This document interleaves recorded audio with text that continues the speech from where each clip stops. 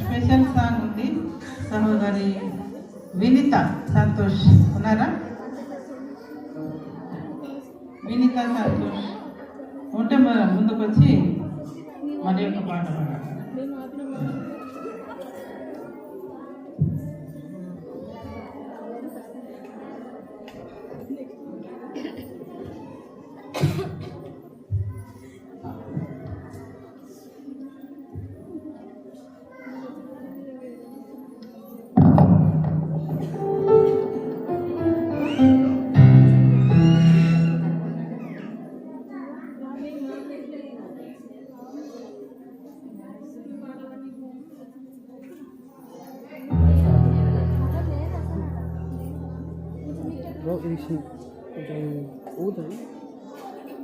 నాకు ఈ అవకాశం ఇచ్చిన సంఘ పెద్దలకు, స్త్రీల సమాజం వారికి, ఇక్కడ ఉన్న మీ అందరికీ, ముఖ్యంగా ప్రభువులకు వందనాలు చెల్లిస్తున్నాను.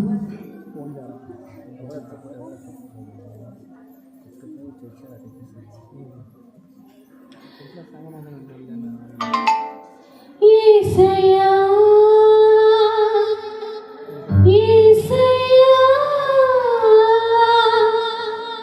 నీ కృప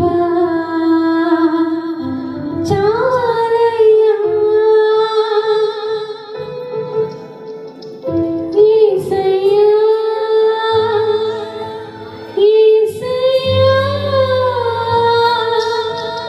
నీ కృప చాలయ్యా.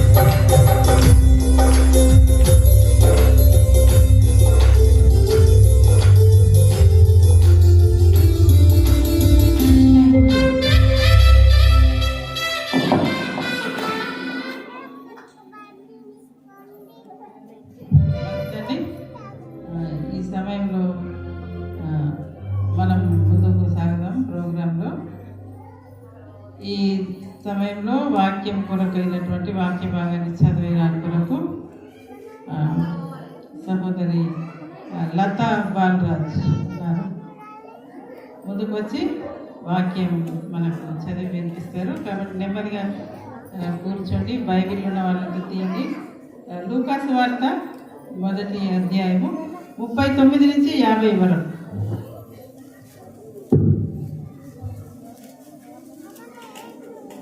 లూకాసు వార్త 1వ అధ్యాయము 39 నుంచి 50 వరకు.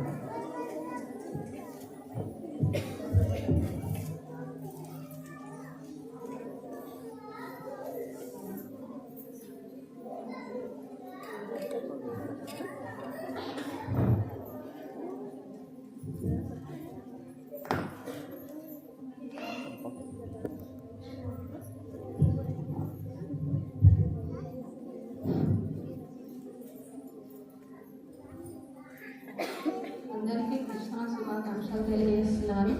లూకాసు వార్త 1వ అధ్యాయము 39 నుంచి చదువుకుందాం. ఆ దినములందు మరియ లేచి యూదా ప్రదేశంలోని కొండసీమలోనున్న ఒక ఊరికి త్వరగా వెళ్ళి జకర్యా ఇంటిలో ప్రవేశించి ఎలిజబెతుకు వందనం చేశాను. ఎలిజబెతు మరియ యొక్క వందనంను వినగానే ఆమె గర్భంలో శిశువు గంతులు వేశాను. అంతటా ఎలిజబెతు పరిశుద్ధాత్మతో నిండుకొనినదై బిగ్గరగా ఇట్లా నేను, స్త్రీలలో నువ్వు ఆశీర్వాదించబడిన దానవు, నీ గర్భఫలంను ఆశీర్వాదించబడును. నా ప్రభు తల్లి నా యొద్దకు వచ్చుట నాకెలాగూ ప్రాప్తించెను. ఇదిగో నీ శుభవచనము నా చెవిన పడగానే నా గర్భంలోని శిశువు ఆనందంతో గంతులు వేశాను. ప్రభువు ఆమెకు తెలియజేయించిన మాటలు సిద్ధించును గనుక నమ్మిన ఆమె ధన్యురాలాయను. అప్పుడు మరియ ఇట్లా నేను, నా ప్రాణము ప్రభువును గణపరచుచున్నది. ఆయన తన దాసురాలి దీనస్థితిని కటాక్షించెను. నా ఆత్మ నా రక్షకుడైన దేవుని యందు ఆనందించెను. సర్వశక్తిమంతుడు నాకు గొప్ప కార్యములు చేసెను గనుక ఇది మొదలుకొని అన్ని తరముల వారును నన్ను ధన్యురాలని అందరు. ఆయన నామము పరిశుద్ధము. ఆయనకు భయపడు వారి మీద ఆయన కనికరము తరతరంలో ఉండును. దేవుడి వాక్య భాగాన్ని దీవించుకున్నాం. మంచిదండి. ఈ సమయంలో మనం ప్రార్థనలో ముందుకు సాగుదాం. మన మధ్య ఉన్నటువంటి రూతమ్మ దయన గారు ప్రార్థనలో నడిపిస్తారు. బాబు మైకి నాన్న.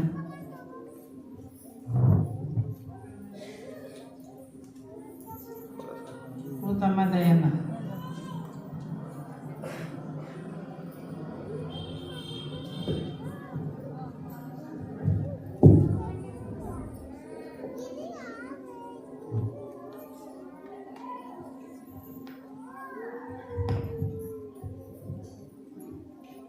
పరిశుద్ధుడా, ప్రేమగల మా దేవ, కృపగల రాజా, ప్రేమగల తండ్రి, ఏసయ్యా నాయన మరి ఉదయం తింటారు మంచి మా కాచి కాపాడి ప్రభా నాయన మరి యొక్క సమయం మాకు ఇచ్చినందుకై నీకు వేలాది వందనాలు, స్తుతులు, స్తోత్రాలు ప్రభా. నాయన గత సంవత్సరం అంతా ప్రభా మనం కాచి కాపాడి తండ్రి ప్రభా మరి స్త్రీల క్రిస్మస్లోని మాకు తోడుగా ఉన్నందుకై నీకు వందనాలు, స్తుతులు, స్తోత్రాలు ప్రభా. నాయన తండ్రి నీ కృప చేత నీ ప్రేమ చేత ప్రభా నీ రెక్కలను దాచుకొని ప్రభా నాయన మనందరినీ కాచి కాపాడి ఈ యొక్క స్త్రీల క్రిస్మస్లో తండ్రి ప్రభా మనందరినీ తండ్రి ఈ విధంగా తండ్రి మనం సమకూర్చినందుకు నీకు వేలాది వందనాలు, స్తుతులు, స్తోత్రాలు ప్రభా. తండ్రి ప్రభా మీకు దాసురాలి తండ్రి ప్రభా నాయన తన ప్రయాణం అంతట్లో తోడుగా ఉంది తండ్రి మా మధ్య క్షేమంగా నడిపించినందుకు నీకు వేలాది వందనాలు, స్తుతులు, స్తోత్రాలు. నైనా ఒక వాక్యము చెప్పనాయిచుండగా ప్రభా శిరోధారణ మరుగుపరుచుకొని నీ వాక్యంను బయలుపరచండి తండ్రి. నీ వాక్యం చేత నువ్వు మాతో మాట్లాడు ప్రభా. నీకు స్తోత్రములు, వందనములు రాజా. అవును నాయన ప్రభా తండ్రి విడిచిపెట్టకనైనా విని గ్రహించే మనసును విని సచించే మనసును మాకందరికీ నువ్వు దయచేయమని అడుగుతున్న ప్రభా. నీకు వందనాలు, స్తుతులు, స్తోత్రాలు తండ్రి ప్రభా. నేను కార్యక్రమం నడపనైచున్న ప్రభా నీ దాసురాలు కూడా నీ దీవించగా ఆశీర్వాదించు తండ్రి. నీకు వందనాలు ప్రభా. నైనా ఈ యొక్క సమయంలో ఈ యొక్క కృపను నైనా మాకందరికీ దయచేసినందుకు నీకు వందనాలు నైనా తండ్రి ఆ గ్రామం నుండి వచ్చిన బిడ్డలందరూ కూడా తండ్రి వాళ్ళ ప్రయాణం అంతా తోడుగా ఉండి తండ్రి వాళ్ళు కూడా తండ్రి మా మధ్యకు నడిపించినందుకు నీకు వందనాలు స్తుతులు స్తోత్రాలు నైనా ప్రభా ఈ కార్యక్రమం ముగించుకొని ప్రభా తిరిగి వెళ్ళుచుండగా తండ్రి మరి వాళ్ళ ప్రయాణం అంతలో తోడుగా ఉండి తండ్రి వారు కూడా నువ్వు క్షేమంలో గురుగాలకు చేర్చమని అడుగుతున్నాను ఏసయ్యా నీకే స్తుతి స్తోత్రాలు వందనాలు నైనా తండ్రి కార్యక్రమం అంతట్లో కూడా ప్రభా విజయప్రద నడుస్తామని చేతులకు అప్పగిస్తూ నా ప్రభు రక్షకుడైన యేసయ్య పరిశుద్ధ నామం అడిగి పెట్టుకొని ప్రార్థిస్తున్నాను నా పరమ తండ్రి ఆమేన్. మంచిదండి. ఈ సమయంలో మనం అతి ప్రాముఖ్యమైనటువంటి సమయంలోకి వచ్చి ఉంటున్నాం. మనం ఎంతసేపు ఎదురు చూస్తున్నాం కదా అమ్మగారి కోసం. మనం వాక్యం వినబోతున్నాం. అంతకంటే ముందుగా అమ్మగారిని మనకు పరిచయం చేయడానికి హృదయహానం గారు ముందుకు వచ్చి పరిచయం చేస్తారు. పరిచయం అక్కర్లేదు, కాకపోతే ఫార్మాలిటీ మీరు ప్రతిరోజు కూడా వాక్యం వింటుంటారేమో మరి. కాబట్టి హృదయహానం గారు ముందుకు వచ్చి అమ్మగారిని పరిచయం చేస్తారు.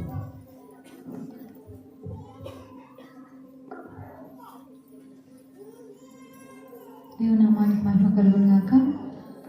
ముందుగా చేసినటువంటి మా గ్రామాన్ని ప్రేమించి మా గ్రామంలో మా సంఘములో దేవుని వాక్యాన్ని బోధించడానికి వచ్చినటువంటి దేవుని సేవకురాలు దైవజనురాలు సిస్టర్ సకీనా గ్లోరీ గారికి వారి టీంకి కూడా ప్రభు పెట్ట వందనములు తెలియజేస్తుంటున్నాను. చేరొచ్చిన మీకు అందరికీ కూడా ప్రభు నామంలో వందనములు తెలియజేస్తుంటున్నాను. మరి అక్కడి గురించి పరిచయం అవసరం లేదని అంటాను కదా. ఎంతమందికి తెలుసు? ఎంతమందికి తెలుసు అక్క? రైట్. తెలియని వాళ్ళైతే ఎవ్వరూ లేరు కదా, అందరికీ అక్క సుపరిచితమే. తర్వాత మనము అద్భుతమైన వర్తమానాలను కూడా యూట్యూబ్లో కానీ టీవీలో కానీ మనము వింటూ ఉంటాం అనుదినము. మరి అక్క ఇచ్చే సందేశాలు ఎంతోమందిని ఆత్మీయంగాను మరి వాక్యానుసారంగాను ఎదిగింపచేస్తూ ఉంటాయి కదా. మరి అక్క యొక్క పరిచర్యలు కూడా చాలా ఉన్నాయి.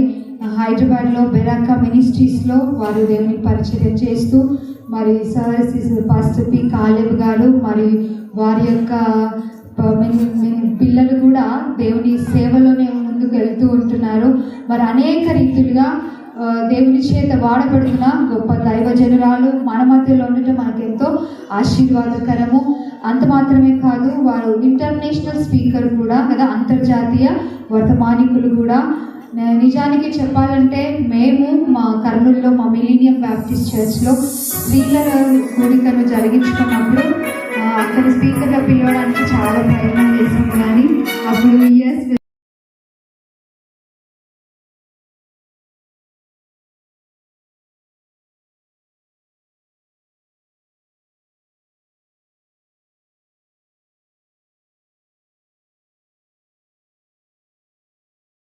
అందించడానికి మన మధ్యకు చాలా దూరం నుంచి మరి ఎంతో బిజీ షెడ్యూల్ ఉన్నా కూడా మన కొరకు సమయం కేటాయించి వచ్చినారు. అందుని బట్టి కూడా దేవుని స్తుతిస్తూ మరి ఒకసారి అక్కడికి వందనాలు తెలియజేస్తుంటున్నాను. వారి టీం అందరికీ కూడా వందనాలు.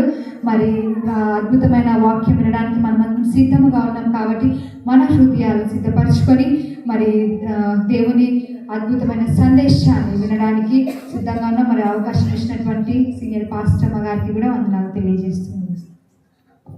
మంచిదండి. మీ పిల్లల దగ్గర తీసుకోండి. ఇది చాలా అంటే మనం ఎప్పుడు కూడా ఇట్లాంటి మీటింగ్స్ కదా ఎవ్రీ ఇయర్ జరుపుకుంటాం, కానీ ఈరోజు చాలా స్పెషల్ ప్రత్యేకమైనటువంటిది. మీరు టీవీలో చూడడం కాదు, ఇప్పుడు డైరెక్ట్గా చూస్తున్నారు కాబట్టి ఒకరోజు యేసు ప్రభువును కూడా మనం అలాగే చూస్తాం. దానికోసం మనం ఇది సిద్ధపడ్డాం అనమాట. అమ్మగారిని అంటే డైరెక్ట్గా మనం చూస్తూ మరి మనసుతో వాక్యాన్ని విందాం.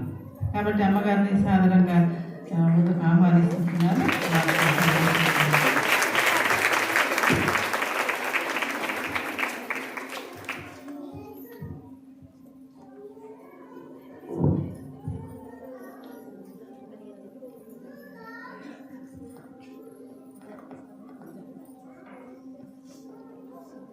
Praise the Lord. హల్లెలూయా. ఎంతమంది సిద్ధంగా ఉన్నారు వెళ్ళిపోవడానికి? వాక్యం వినడానికి ఎంతమంది సిద్ధంగా ఉన్నారు? ఇప్పుడు హల్లెలూయా చెప్పండి. చాలా చాలా సంతోషం. మరి వనపర్తి జిల్లాలో ఉన్న ఈ అమరచింత అనేటువంటి మీ గ్రామానికి రావడాన్ని బట్టి నేను ప్రభువుని ఎంతో స్తుతిస్తున్నాను. మరి పాస్టర్ గారికి నా హృదయపూర్వక వందనాలు, పాస్టర్ గారికి కూడా నా హృదయపూర్వక వందనాలు, మీ అందరికీ కూడా వందనాలు. మరి నన్ను ఇక్కడ తీసుకురావడానికి ఒక కుటుంబం చాలా ప్రయత్నాలు చేశారు. చాలా నెలలుగా అడుగుతూ ఉండగా ఈ భయంకరమైన బిజీగా ఉన్న ఈ దినాల్లో దొరికేశాను నేను వీళ్ళకి. వస్తా వస్తా వస్తా అంటూ అనుకోకుండా దొరికేశాను. నాకే ఆశ్చర్యంగా ఉంది. అట్లా వీళ్ళు ప్రార్థనాపూర్వకంగా నన్ను ఇక్కడ తీసుకొచ్చారు. ఇది దేవుని సంకల్పం అంతే. నేను ఎప్పుడో వద్దాం అనుకున్నాను, కానీ దేవుడు ఇప్పుడు మీ మధ్యకి నడిపించాడు. మరి సహోదరులు దీనా కుమార్ గారు మరియు మన కవిత సహోదరి, వారి ముగ్గురు పిల్లలు కూడా మధుమిత, మాధురి, మరి హైదరాబాద్లో వాళ్ళు చదువుకుంటున్నప్పుడు మరి మా చర్చ్కి వస్తూ ఆత్మీయంగా బలపడుతూ మీ అందరి కొరకు మాతో ప్రార్థనలు చేయించేటోళ్ళు. మీరంటే ఎంత ప్రేమ నాకు అర్థమైంది. పాస్టర్ గారి గురించి, పాస్టర్ గారి గురించి ప్రార్థన చేయించేవారు. అంతేకాదు మా బెరాకా చర్చ్లో ఆ మెంబర్ అయినటువంటి సహోదరి సరళక్క కూడా మీ గ్రామానికి, మీ ప్రాంతానికి చెందిన ఆవిడే. మరి తను కూడా ఎంతో ఆశతో నన్ను ఇక్కడికి పట్టుకుని రావడానికి ఎంతో ప్రయత్నం చేశారు. ఏదేమైనా దేవుడు వీళ్ళందరినీ ఒక పాత్రలుగా వాడుకున్నాడు. యేసుక్రీస్తు పుట్టడానికి మరియను ఎలా వాడుకున్నాడో మరి నన్ను ఇక్కడ తీసుకురావడానికి ఈ కుటుంబాలను దేవుడు వాడుకున్నాడు. అందును బట్టి దేవునికి మహిమ కలుగును గాక. హల్లెలూయా. ఎంతసేపు కూర్చుంటారు మీరు వాక్యం చెప్తే? నేనైతే మొదలు పెట్టానంటే 3-4 గంటలు చెప్తాను. మరి కూర్చుంటారా? నిజంగా? సరే, చాలా సంతోషం. మీలో ఉన్న ఆసక్తిని దేవుడు చూశాడు. అయితే మిమ్మల్ని 3-4 గంటలు కూర్చోబెడితే మళ్ళీ నాకు కష్టం అయిపోద్ది. నేను మరలా బయలుదేరి వెళ్ళాలి, హైదరాబాద్ వెళ్ళాలి. మళ్ళీ రేపు ఉదయం మరొక ప్రాంతానికి నేను ప్రయాణం చేయాలి. కాబట్టి అంతసేపు మిమ్మల్ని ఉంచాను. కానీ మీరు జాగ్రత్తగా అటు ఇటు తిరగకుండా, నిద్రపోకుండా, మన పాస్టర్ గారు మాట అన్నారు, మనసు పెట్టి వింటే గనక 1 గంటలో ముగించేస్తాను. సరేనా? జాగ్రత్తగా దేవుని వాక్యాన్ని అందరం విందాం. క్రిస్మస్ అన్నది మన నిజంగా ప్రపంచానికే పర్వదినం కదా. కొన్ని పండుగలు ఉంటాయి, కొన్ని పండుగలు నాకు ముందు కనబడలేదు. ఓకే, కొన్ని పండుగలు ఉంటాయి, అవి కొన్ని ఊర్లకే పరిమితం అయిపోతాయి. కొన్ని పండుగలు ఉంటాయి, కొన్ని రాష్ట్రాలకే పరిమితం అయిపోతాయి. కొన్ని పండుగలు ఉంటాయి, కొన్ని దేశాలకే పరిమితం అయిపోతాయి. కొన్ని మన తెలంగాణలో చేసే పండుగలు ఉంటాయి చూడండి, అవి మనం వెళ్ళి ఆస్ట్రేలియా వాళ్ళని అడిగామనుకోండి, అబ్బాయి మాకు ఆ పండుగలు తెలియదు అంటారు. మా ఆంధ్రాలో ఉన్న కొన్ని పండుగలు తెలంగాణ వాళ్ళకి తెలియదు, తెలంగాణలో ఉన్న కొన్ని పండుగలు ఆంధ్ర వాళ్ళకి తెలియదు. ఇట్లా రాష్ట్రానికి కూడా కొన్ని పండుగలు వేరువేరుగా ఉంటాయి. కొన్ని దేశాలలో జరిగే పండుగలు మనకు తెలియదు, మన దేశంలో జరిగే వాళ్ళకి తెలియదు. కానీ రోజు ఒక అద్భుతమైన విషయం మీకు చెప్పనా, ప్రపంచంలో 180 పైగా దేశాలు ఉన్నాయి. ఇప్పుడు ప్రతి దేశంలో ఈ డిసెంబర్ నెల అంతా క్రిస్మస్ జరుపుకుంటారు. అంటే క్రిస్మస్ పండుగ మొత్తం ప్రపంచానికే చెందిన పండుగ. హల్లెలూయా. ఎందుకంటే మన దేవుడు ఇండియా దేవుడు కాదు, మన దేవుడు అమెరికా వాళ్ళ దేవుడు కాదు, మన దేవుడు పక్క దేశం ఫారిన్ దేశానికే చెందినవాడు కాదు. ఈయన అంతటా దేవుడై ఉన్నాడు. 188 దేశాల్లో కూడా ఈయన దేవుడు కాబట్టే అందరికీ పండగ తెలిసింది. అందరూ ఈ పండుగను జరుపుకుంటారు. క్రిస్మస్ మంత్ అంటే ఈ డిసెంబర్ నెల అంతా కూడా ఈ క్రిస్మస్ ఆనందంతో నింపబడుతుంది. అందుకే యేసుక్రీస్తు గురించి ఒక మాట చెప్పబడింది కదా, యేసుక్రీస్తు అందరికీ ప్రభువు. యేసుక్రీస్తు క్రైస్తవులకే ప్రభువు అని చెప్పలేదు ఎక్కడ. యేసుక్రీస్తు అందరికీ ప్రభు, అన్ని దేశాల వారికి, అన్ని రాష్ట్రాల వారికి, అందరికీ ప్రభువు. పురుషులకు, స్త్రీలకు, చిన్నలకు, పెద్దలకు, చదువుకున్న వాళ్ళకి, చదువులేని వాళ్ళకి, అందరికీ ఈయన ప్రభువు కాబట్టి అందరికీ రక్షకుడుగా ఈ లోకానికి వచ్చాడు. మరి ఈ క్రిస్మస్ సంతస్ దినాల్లో ఎక్కువగా మనం లూకాసు వార్త 2వ అధ్యాయం బాగా వింటా ఉంటాం, చదువుతూ ఉంటాం. దావీదు పట్టణమునందు నేడు రక్షకుడు మీ కొరకు పుట్టాడన్నాడా? క్రైస్తవుల కొరకు పుట్టాడన్నారా? మీ కొరకే, మీ వనపర్తి జిల్లా వాళ్ళ కొరకే, మీ అమరచింత వాళ్ళ కొరకే. అమరచింత అని విన్నప్పుడు నాకు కొంచెం నవ్వు అనిపించింది. అయితే అమరచింత అంటే అర్థం ఏంటి తెలుసా? ఎప్పుడూ చింతతో ఉన్నవాళ్ళని అర్థం. కానీ మీరు అమర ఆనందంతో నింపబడిపోతున్నారు. హల్లెలూయా. మీరు అమర చింతాక్రాంతులు కాదు, అమర ఆనంద భరితులు. హల్లెలూయా. యేసయ్య మనలో ఉంటే చింతంతా ఎగిరిపోద్ది, ఆనందంతో మన జీవితాలు నిండిపోతాయి. మరి ఇందాక మనం చదువుకున్నటువంటి ఆ వాక్య భాగాన్ని ఒకసారి తెరుద్దామా? లూకా సువార్త 1వ అధ్యాయంలో 49వ వచనాన్ని అందరం కలిసి చదువుదాం. ఇక్కడ చదువుకున్న వాళ్ళు చాలా మంది ఉన్నారు, కనబడుతున్నారు నాకు. బైబిల్ గ్రంథాలు తెరవండి. లూకా సువార్త 1వ అధ్యాయము 49వ వచనం అందరం కలిసి చదువుకుందాం. చూడండి. సర్వశక్తిమంతుడు నాకు గొప్ప కార్యములు చేశాను గనుక ఇది మొదలుకొని అన్ని తరముల వారును నన్ను ధన్యురాలని అంటారు. అన్ని తరముల వారికి మరియా ఏమైంది? ధన్యురాలు అయింది. ఇది స్త్రీల క్రిస్మస్ కాబట్టి దేవుడు ప్రాముఖ్యంగా ఒక రకంగా చెప్పాలంటే క్రిస్మస్ ఆనందం స్త్రీ నుండే ప్రారంభించబడింది. గాబ్రియల్ దూత మొట్టమొదటిగా ఎవరి దగ్గరికి వచ్చింది? మరియ దగ్గరికే వచ్చింది. క్రిస్మస్ సందేశం మొట్టమొదటిగా దేవుడు ఎవరికి ఇచ్చాడు? స్త్రీలకు ఇచ్చాడు. సమాజంలో స్త్రీలని తక్కువ స్థానానికి పెడతారు, అవునా? తర్వాత స్థానం ముందెవరు? పురుషులు. ఏ ఇంట్లో అయినా ఆడపిల్లలు పుట్టారనుకోండి, ఆడపిల్ల పుట్టిందా అని పెద విరుస్తారు. అదే మగపిల్లడు పుట్టాడు అనుకోండి, ఆవిడ రెండోడైనా మూడోవాడైనా సరే పండగ చేసుకుంటారు, స్వీట్లు పంచుకుంటారు. ఆడపిల్ల పుట్టగానే ఆడపిల్ల పుట్టిందా అనుకుంటారు కదా. ఎందుకంటే సమాజంలో స్త్రీలకు సరైన స్థానం లేదు. మన అమ్మమ్మల కాలం, నానమ్మల కాలంలోకి వెళ్ళి చూస్తే మనకున్న విలువ ఈ మాత్రం విలువ కూడా వాళ్ళకి లేదు అసలు. వాళ్ళు వంటింటికి పరిమితం అయిపోవాలి. వాళ్ళని ఏమనేవాళ్ళు తెలుసా? వంటింటి కుందేళ్ళు అనేవారు. వాళ్ళ పనేంటి? వండడం, వడ్డించడం, కడుక్కోవడం, సర్దుకోవడం, ఇంతే. ఇంకా బయటికి రావడానికి వీల్లేదు, ఎవరితో మాట్లాడడానికి వీల్లేదు, ఏ సలహా మాట్లాడడానికి వీల్లేదు. ఇంకా కొన్ని పురాతన కాలంలోకి వెళ్తే వారి ముఖం కూడా చూపించకూడదు. ఇలాగా ఏం చేయాలి? పక్క పురుషులకి ఎవరికైనా ఫేసులు కూడా చూపించకూడదు. ఇప్పటికీ ఈ మహమ్మదీయ మతములో స్త్రీలకు ఏం వేసుకుంటారు? బురకా వేస్తారు కదా. వాళ్ళు అసలు ఫేస్ చూపించకూడదు. మరి వాళ్ళ స్త్రీలు బయటికి వెళ్ళకూడదు, చదువుకోకూడదు. వాళ్ళు వంటగదికే పరిమితం, ఇంటికే పరిమితం అయిపోవాలా. ఇంకా కొన్ని ప్రాంతాల్లో అయితే స్త్రీలను చాలా భయంకరంగా చూస్తారు, వాళ్ళకి అసలు విలువే ఇవ్వరు. కానీ వినండి, మనము నమ్ముకున్న దేవుడు స్త్రీలని లేదు, పురుషులని లేదు, అందరికీ సమాన న్యాయం చేసే దేవుడు. హల్లెలూయా. ఓ రకంగా చెప్పాలంటే స్త్రీలమైన మనల్ని ఎంతో ప్రేమించాడు ఆయన. నువ్వు స్త్రీవి, పక్కనుండు, నువ్వు మాట్లాడద్దు, నువ్వేం చేయొద్దు, నువ్వు చేతకాని దానివి అని ఎప్పుడు ప్రభు అనలేదు. సరికదా, చాలా ముఖ్యమైన సందర్భాలు బైబిల్లో చాలా మనం చూసినప్పుడు స్త్రీలకు ఆయన పురుషుల కంటే ఉన్నత స్థానం ఇచ్చాడు. ఆ క్రిస్మస్ లో కూడా స్త్రీకి దేవుడు గొప్ప స్థానం ఇచ్చాడు. వాస్తవం చెప్పాలంటే ప్రపంచంలోనికి శాపం తీసుకొచ్చింది మొట్టమొదటిగా ఎవరంటే స్త్రీయే. ఎవరి ద్వారా వచ్చిన శాపం? అవ్వమ్మ, మన జేజమ్మ అనాలండి. ఏం చేసింది?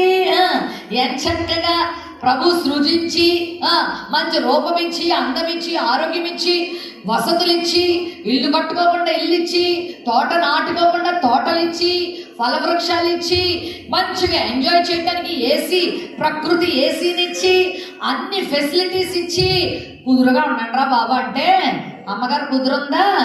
ఈ ఆడవాళ్ళతో వచ్చింది అదే, కుదురుగా ఉండరు. పెట్టిన చోట కుదురుగా ఉంటే బాగుండేది. ఏం చేసిందంటే ఏ పండు అయితే తినద్దని చెప్పారో అది తినేసింది. తినడమే మాత్రమే కాకుండా మళ్ళీ ఏం చేసింది? తాను చెడ్డ కోతి వనమెల్లా చెరిచింది అన్నట్టు భర్తను కూడా చెడగొట్టింది. అమ్మో, కొంతమంది భార్యలు ఇలాంటి వాళ్ళు ఉంటారు. మీ అమరచంద్ర సంఘంలో ఉన్న వాళ్ళు అలాంటి వాళ్ళు కాదనుకున్నా. ఎంబీ కర్మేల్ చర్చిలో చాలా మంచి వాళ్ళు కదా. అల్లె చెప్పండి ఒకసారి. లోతు భార్యలా ఉండకండి. యోబు భార్యలాగా ఉండకండి. మరి ఈ అవ్వ చెడిపోవడమే కాకుండా భర్తను కూడా చెడగొట్టి ఏం చేసింది? పండు తినేలా చేసింది. మొత్తానికి ఏం తీసుకొచ్చింది? ప్రపంచానికి శాపగ్రస్తురాలుగా మారింది, శాపాన్ని తీసుకొచ్చింది. నీవు వేదనతో పిల్లల్ని కంటావు అని చెప్పి ఏం చేసింది చెప్పండి? శాపాన్ని స్త్రీలందరికీ అందించింది. ఏ శాపమైతే స్త్రీ ద్వారా ప్రపంచానికి వచ్చిందో ఇక అందరూ మొదలు పెట్టారు, ఈ స్త్రీయే. ఆ రోజు ఆదాం ఏమన్నాడు? పండెందుకు తిన్నావు బాబు అంటే వెంటనే ఏమన్నాడు చెప్పండి? ఈ స్త్రీయే. నాకు బుద్ధి లేక తినలేదంటే బాగానే ఉండేది. ఈ స్త్రీ ఎప్పుడంతే పురుషులు ఎప్పుడు ఎవరి మీద వేసేస్తా ఉంటారు? ఈ వల్లే అనేస్తారు. ఎందుకంటే ఆ నింద మనకు వచ్చింది కాదు, ఎవరి నుంచి తీసుకొచ్చింది? అమ్మగారు తెచ్చింది కాబట్టి మనం పడాలి. ఇక ఈమె వల్లే అంతా మంచి చెప్పుకోరు. మళ్ళీ అలాగా మనం మంచి చేస్తే దాని గురించి మాట్లాడరు. ఏమైనా చిన్న లోపం అంటే నీ వల్లేనే, ఈమె వల్లనే అంటారు. మరి అదే నింద అవ్వ నుండి మన దాకా వచ్చేసింది. అయితే ఏ నింద అయితే స్త్రీ వలన ప్రపంచానికి వచ్చిందో, అరే ఈ స్త్రీ మీద ఎంత నింద వచ్చిందా, ఈ శాపగ్రస్తమైన ఈ స్త్రీని మరలా నేను ఎలా మార్చాలి? ఆశీర్వాదకరంగా మార్చాలని ప్రభు అనుకొని మరలా ఆ శపించబడినటువంటి స్త్రీల మూలంగానే స్త్రీ గర్భమున యేసుక్రీస్తు లోకానికి వచ్చి మనందరినీ ఆశీర్వదించబడిన వారిగా చేశాడు. హల్లెలూయా. ఈరోజు ప్రపంచానికి రక్షకుడు ఎవరి ద్వారా వచ్చాడు అంటే స్త్రీ గర్భమున, కన్య గర్భమున యేసు ప్రభు రావడం వలన స్త్రీలకు దేవుడు మళ్ళా ఘనతనిచ్చాడు. ఏ స్త్రీ ద్వారా అయితే శాపం వచ్చిందో మళ్ళీ అదే స్త్రీ ద్వారా ఆశీర్వాదాన్ని దేవుడి భూమి మీద పంపించాడు. స్త్రీలైన వారందరూ గట్టిగా హల్లెలూయా చెప్పండి. మన మీద నిందలేదు. ఎవరైనా వచ్చి మీ వల్లే శాపం వచ్చింది అన్నారు అనుకోండి, మనం ఏమనొచ్చు? పక్కకెళ్ళాం. మా ద్వారా శాపం వచ్చింది మన కరెక్టే. మరలా మా ద్వారానే దేవుడు ఏం పంపించాడు?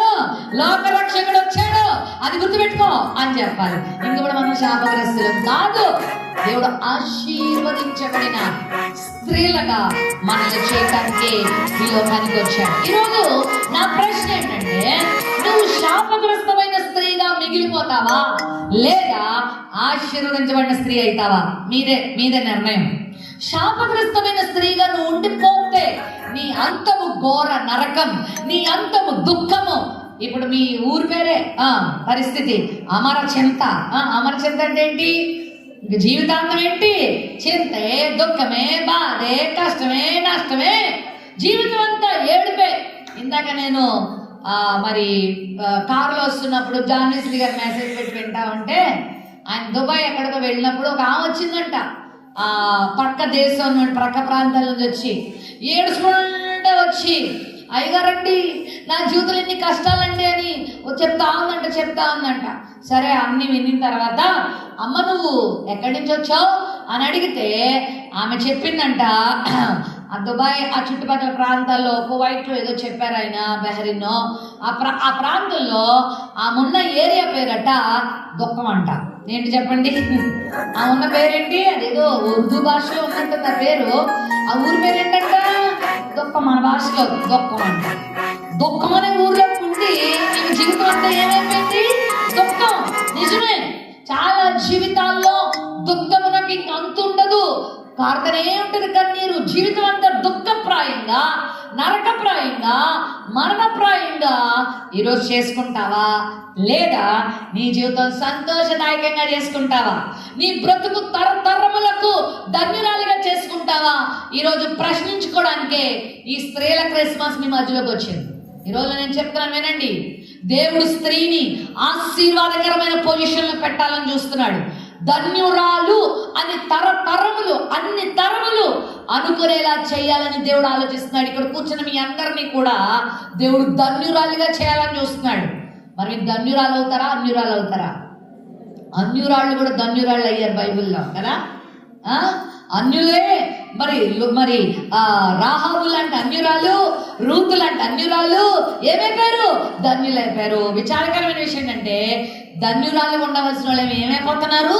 అన్యురాళ్ళు అయిపోతున్నారు. మనం అలా అవ్వద్దు ప్రియులారా. ఈరోజు తీర్మానం చేసుకుని వెళ్దాం, నేను ధన్యురాలు అవ్వాలి. అన్ని తరములు అంటే అర్థం తెలుసా? నీ ముందున్న తరములకు, నీ వెనకటి తరములకు, ఇప్పటి తరములకు నువ్వు ధన్యురాలు అవ్వాలి. స్త్రీల గురించి మా సైడ్ ఒక సామెత ఉంటుంది, ఇంటికి దీపం ఇల్లాలు అంటారు. ఏమంటారు? మీ సైడ్ అంటారా? ఇక్కడ అంటారా?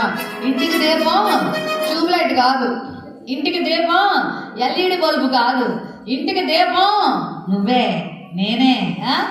ఇంటికి దీపం ఒక స్త్రీ లేదా ఒక ఇల్లాలు ఆ ఇంటికి ఎలా ఉండాలని?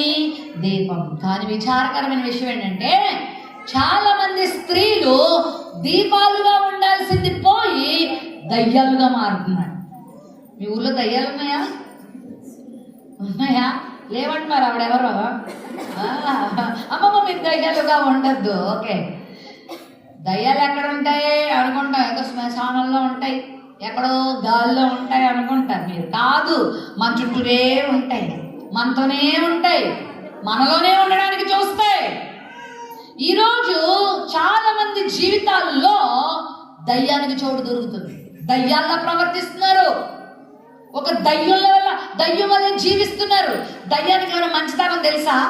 చెప్పండి. బైబిల్లో కొంతమందికి దయ్యాలు పట్టిన వాళ్ళు యేసుప్రభువు తీసుకొచ్చారు. దయ్యాలు పట్టిన వాళ్ళు యేసుప్రభువు తీసుకొచ్చారు. ఆ దయ్యం వాళ్ళు ఏం చేస్తుందంటే తెలుసా? నిప్పుల్లో నీళ్ళల్లో పడేస్తుందంట, విలవలలాడిస్తుందంట, మరి వాళ్ళని కిందేసి మీదేసి తొక్కుతుందంట. దయ్యము ఒక జీవితంలో ఉన్న, దయ్యము ఒక కుటుంబంలో ఉన్న ఆ కుటుంబం రూపురేఖలన్నీ మార్చేస్తుంది. చీకటి, అలజడి, గందరగోళం, భయం, ఆందోళన, సమస్యలు, ఇరుకులు, ఇబ్బందులు సృష్టించి ఆ జీవితాన్ని సర్వనాశనం చేస్తాయి దయ్యాలు. దీపం ఏం చేస్తుంది? చీకటిలో ఏమిస్తుంది? వెలిగిస్తుంది. మన చీకటిలో ఉన్నప్పుడు ఇంత చిన్న కాంతి మనకి ఎంత ఆదరణ ఇస్తుంది, వెలుగునిస్తుంది. ఈరోజు చాలా మంది స్త్రీల జీవితాలు దయ్యాలుగా మారిపోతున్నాయి. కుటుంబానికి ఆశీర్వాదకరం ఉన్నట్లే కుటుంబాలు విచ్ఛిన్నమైపోవడానికి స్త్రీలే కారణమవుతున్నారు. కుటుంబాలు పాడైపోవడానికి స్త్రీలే కారణమవుతున్నారు. పిల్లలు పాడైపోవడానికి స్త్రీలే కారణమవుతున్నారు. ఇక్కడ చాలా మంది ఉన్నారు కదా స్త్రీలు. మీ అందరినీ దేవుడు ఆశీర్వాదకరంగా చూడబోతున్నాడు. మిమ్మల్ని ఆశీర్వదించాలనుకుంటున్నాడు. మిమ్మల్ని ఒక ఎస్తేరులా, మిమ్మల్ని ఒక మరియలా, మిమ్మల్ని ఒక ఎలిజబెత్తులా, మిమ్మల్ని ఒక లూదియాలా, మిమ్మల్ని ఒక ప్రిస్కిల్లాలా, బైబిల్లో ఉన్న శ్రేష్టమైన స్త్రీల వలె మిమ్మల్ని వాడుకోవాలని హెచ్చించాలని చూస్తుంటే ఒక దయ్యంగాడు ఉన్నాడు. ఎవడవాడు? అపవాది. వాడు మాత్రం వాడి రూపంలో మార్చాలని చూస్తున్నాడు. అందుకే నేటి దినాల్లో చాలా మంది స్త్రీలు, ఆడపిల్లలు సాతానుగాడి చేతిలో వాడబడుతున్నారు. ఎంత విచారకరమైన విషయం. ఎంతో మంది స్త్రీల ద్వారా కుటుంబాలు కట్టాలని దేవుడు ఆలోచిస్తుంటే ఈ స్త్రీలే కుటుంబాన్ని ఏం చేస్తున్నారు? పటాపంచలు చేసుకుంటున్నారు. ఢిల్లీలో 2 వైద్యులు ఉన్నారు. భార్యాభర్తలు 2 డాక్టర్సే. డాక్టర్ చదవాలంటే ఎంత కష్టమో చదివే వాళ్ళకి, చదివించే వాళ్ళకి తెలుస్తుంది. ఇంచుమించు వాళ్ళు ఎన్నో లక్షల రూపాయలు ఖర్చు పెట్టి 2 డాక్టర్లు చదివారు. మంచి ఉద్యోగం వచ్చింది, ఢిల్లీలో ఉద్యోగాలు చేస్తున్నారు, సొంత క్లినిక్ కూడా పెట్టుకున్నారు. పిల్లలు 3 కూడా డాక్టర్లు చదివిస్తున్నారు. ఒక పెద్దోడికైతే డాక్టర్ చదువు అయిపోయింది, అతడు కూడా ఢిల్లీలో మరొక చోట ఉద్యోగం చేసుకుంటున్నాడు. వీకెండ్ అయ్యేసరికి అందరూ ఇంటికి వస్తారు. అక్కడ కూతురు అక్కడ, కొడుకు అక్కడ పనిచేస్తూ, వీకెండ్ అంటే ఏంటి? శని ఆదివారాలు వచ్చినప్పుడు సెలవులు కదా, వాళ్ళు వచ్చేసి అందరూ కలిసి ఉంటారు. అయితే ఎప్పుడు అలా వస్తారు? అందరూ కలిసి బయటకు వెళ్ళి తింటారు, మళ్ళీ ఇంటికి వస్తారు, చక్కగా మాట్లాడుకొని పడుకుంటారు. శని ఆదివారాలు చూసుకుని మళ్ళీ సోమవారం ఎవరి చోటుగా వెళ్ళిపోతారు. శనివారం అంతా తిరిగారు, ఆదివారం ఇక అందరూ బయటకు వెళ్ళి వచ్చారు, తిన్నారు, పండుకున్నారు. ఈ లోపల రాత్రి 1 గంటకు అందరూ పడుకున్న సమయంలో హాల్ రూమ్ లో అలజడి జరుగుతుంది. గట్టి గట్టిగా అరుపులు, కేకలు. ఏంటి అరుపులు కేకలను చూసేసరికి వాళ్ళ బిడ్డ ఒక కూతురు, 2 కొడుకులు ఆమెకి. ఏంటి హాల్లో అరుపులు వినబడుతున్నాయని తన రూమ్ లోంచి తలుపులు తీసుకుని హాల్లోకి వచ్చేసరికి వాళ్ళ అమ్మ వాళ్ళ నాన్నను చంపేస్తుంది. తన సొంత భర్తను తన ఇంట్లో అప్పుడే యాపిల్ పండు కోసుకున్న కత్తుంటే చాకుంటే దాన్ని పెట్టి పొడిచి చంపుతుంది. అతడు అరుస్తున్నాడు, అరే ఏమ్మా నన్ను ఎందుకు చంపుతున్నావు అని అరుస్తున్నాడు. అరుస్తూ రక్తపు మడుగులో గిలగిలా కొట్టుకుంటున్నాడు. ఈ లోపల ఆ పిల్లకి ఏం చేయాలి అర్థం లేండి. మా మమ్మీ ఏనా ఎవరేమా మా మమ్మీ ఇట్లా చేయదే ఏంటి ఈమె అని వాళ్ళ అమ్మ దగ్గరికి వెళ్ళి, అమ్మ ఏం చేస్తున్నావు అంటే వాళ్ళ అమ్మ ముఖం వేరే డిఫరెంట్గా ఉంది. ఎప్పుడు మంచిగా పలకరించినట్టుగా లేదా ముఖం, ఒక దయ్యం పట్టినట్టుగా చేస్తుంది. ఆ తల్లి ఈ బిడ్డను చూడంగానే భర్తను అక్కడ వదిలి ఈ పిల్లను కూడా చంపడానికి ప్రయత్నం చేస్తుంటే ఆ పిల్ల పరిగెత్తుతుంది ఇల్లంతా. ఈ లోపల కొడుకులు ఏంటి సంగతి అని చెప్పి వాళ్ళు పరిగెత్తుకుని వస్తే వాళ్ళను కూడా మరి భయంకరంగా పొడిచి చంపింది ఆ తల్లి. ఈ పిల్ల మాత్రం పారిపోయి బయట కూడా పారిపోయి రోడ్ల మీదకి వచ్చేసింది. ఆ పోలీసు వారికి కంప్లైంట్ ఇచ్చింది, మా అమ్మ మా ఇంట్లో అందరినీ చంపుతుందని. అప్పుడు గబగబా పోలీసు వాళ్ళు వచ్చి ఆమెను పట్టుకున్నారు. కానీ ఈ లోపలనే కొడుకులు భర్త చనిపోయారు. పిల్ల పిచ్చిదైపోయింది, మెంటల్. ఆ కండిషన్స్ అంతా చూసి, ఆ రక్తమును చూసి, తన కళ్ళ ముందు తండ్రి తన అన్నలు చనిపోవడం చూసి ఆమె పిచ్చిదైపోయింది. ఏంటి అని ఇన్వెస్టిగేషన్ చేసేసరికి, ఏంటి అని ఆరా తీసేసరికి వాళ్ళకి తెలిసిన విషయం ఏంటో తెలుసా? ఆ స్త్రీ ఒక అక్రమ సంబంధంలో జీవిస్తుంది. భర్త దాన్ని ప్రశ్నించాడు, ఏమ్మా నువ్వు నేను డాక్టర్లు అయ్యాము, కుటుంబంగా చేయబడ్డాము, 3 పిల్లల్ని కన్నాము, వారిని కూడా పెంచాము, ఇప్పుడు ఎందుకు ఇలా చేస్తున్నావంటే వాళ్ళిద్దరికి మాట వచ్చింది. మరి ఎప్పటి నుంచి కక్ష పెట్టుకుందో, ఎప్పటి నుంచి పగబట్టిందో తెలీదు. సొంత భర్తనే భయంకరమైన క్రూరంగా చంపేసింది. ఇప్పుడు ఆమెను జైల్లో పెట్టారు. ఆ డాక్టర్ ఎక్కడ ఉంది? ఇప్పుడు జైల్లో ఉంది. ఆమెని జైల్లో పెట్టి కొట్టి, లేకపోతే ఆమెనికి శిక్ష విధించి ఆమెని కొంచెం చేసిన తర్వాత ఇప్పుడు బుర్ర పట్టుకుని నేను ఎందుకు ఈ పని చేశాను, ఎందుకు నా బ్రతుకెందుకు ఇలా అయిపోయిందని ఆమె ఇప్పుడు బుర్ర పట్టుకొని జుట్టు పట్టుకొని ఏడుస్తుంది.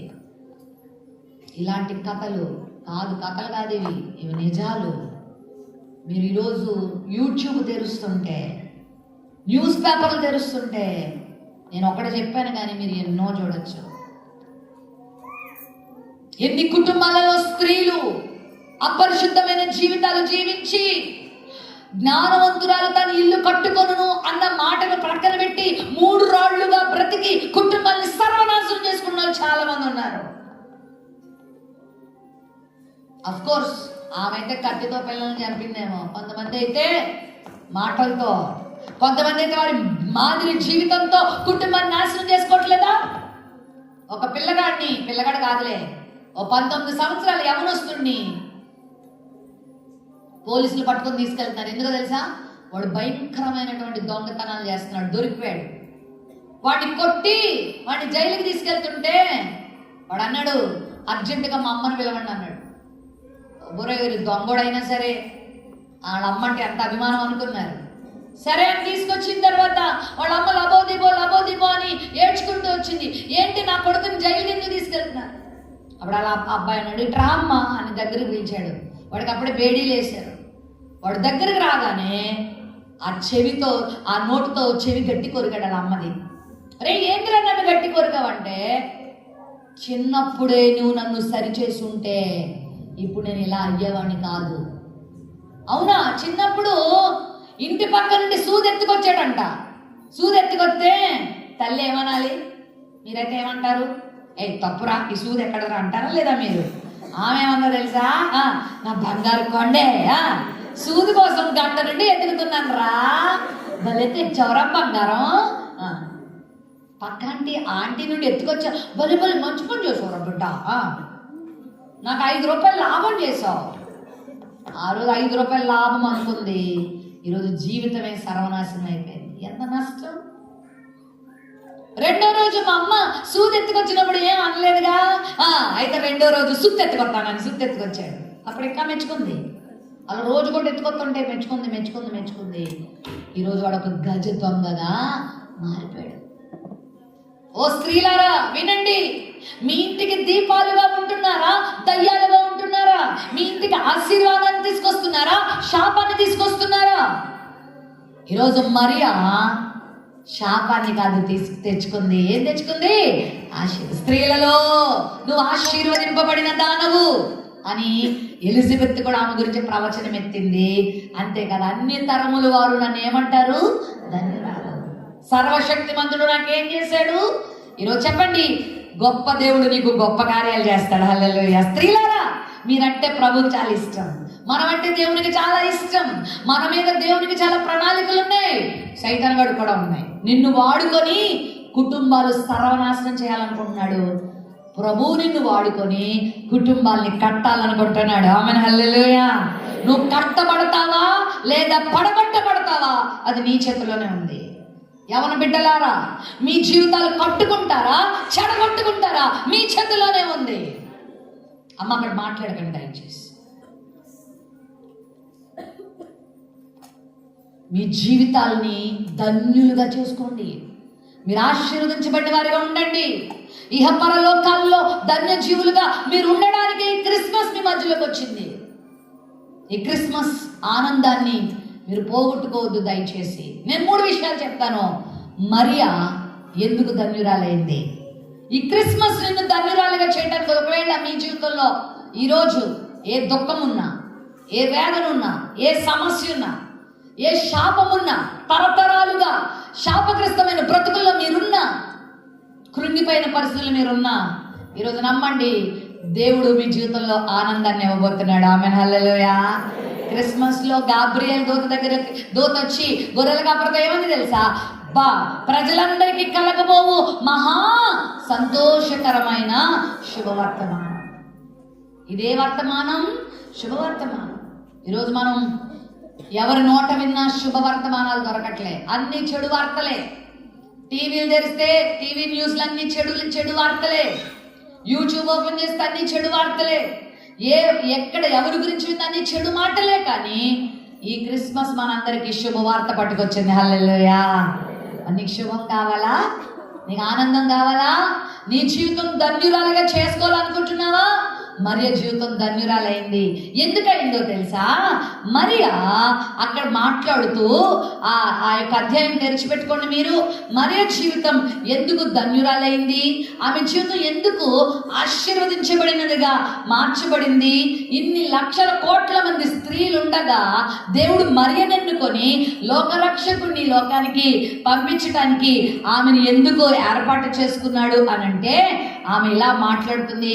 ఆమె ధన్యురాలు అవడానికి, ఆమె ఆశీర్వదించబడడానికి మొట్టమొదటి కారణం ఏంటంటే 47వ వచనం మనం చదివితే, ఆయన తన దాసురాలి దీన స్థితిని కటాక్షించెను. నెంబర్ 1, ఆమెలో ఏముందో తెలుసా?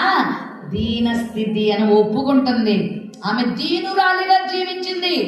స్త్రీలారా, మీ జీవితాలు ధన్యురాలు అవ్వాలంటే తరతరములు మా అమ్మ లాంటి తల్లి అందరికీ ఉంటే ఎంత బాగుండు అని అనిపించుకోవాలి. నువ్వు నా భార్య లాంటి భార్య, నా భార్య ఎంత గొప్పదండని నీ భర్త నిన్ను అనేలా బ్రతకాలి.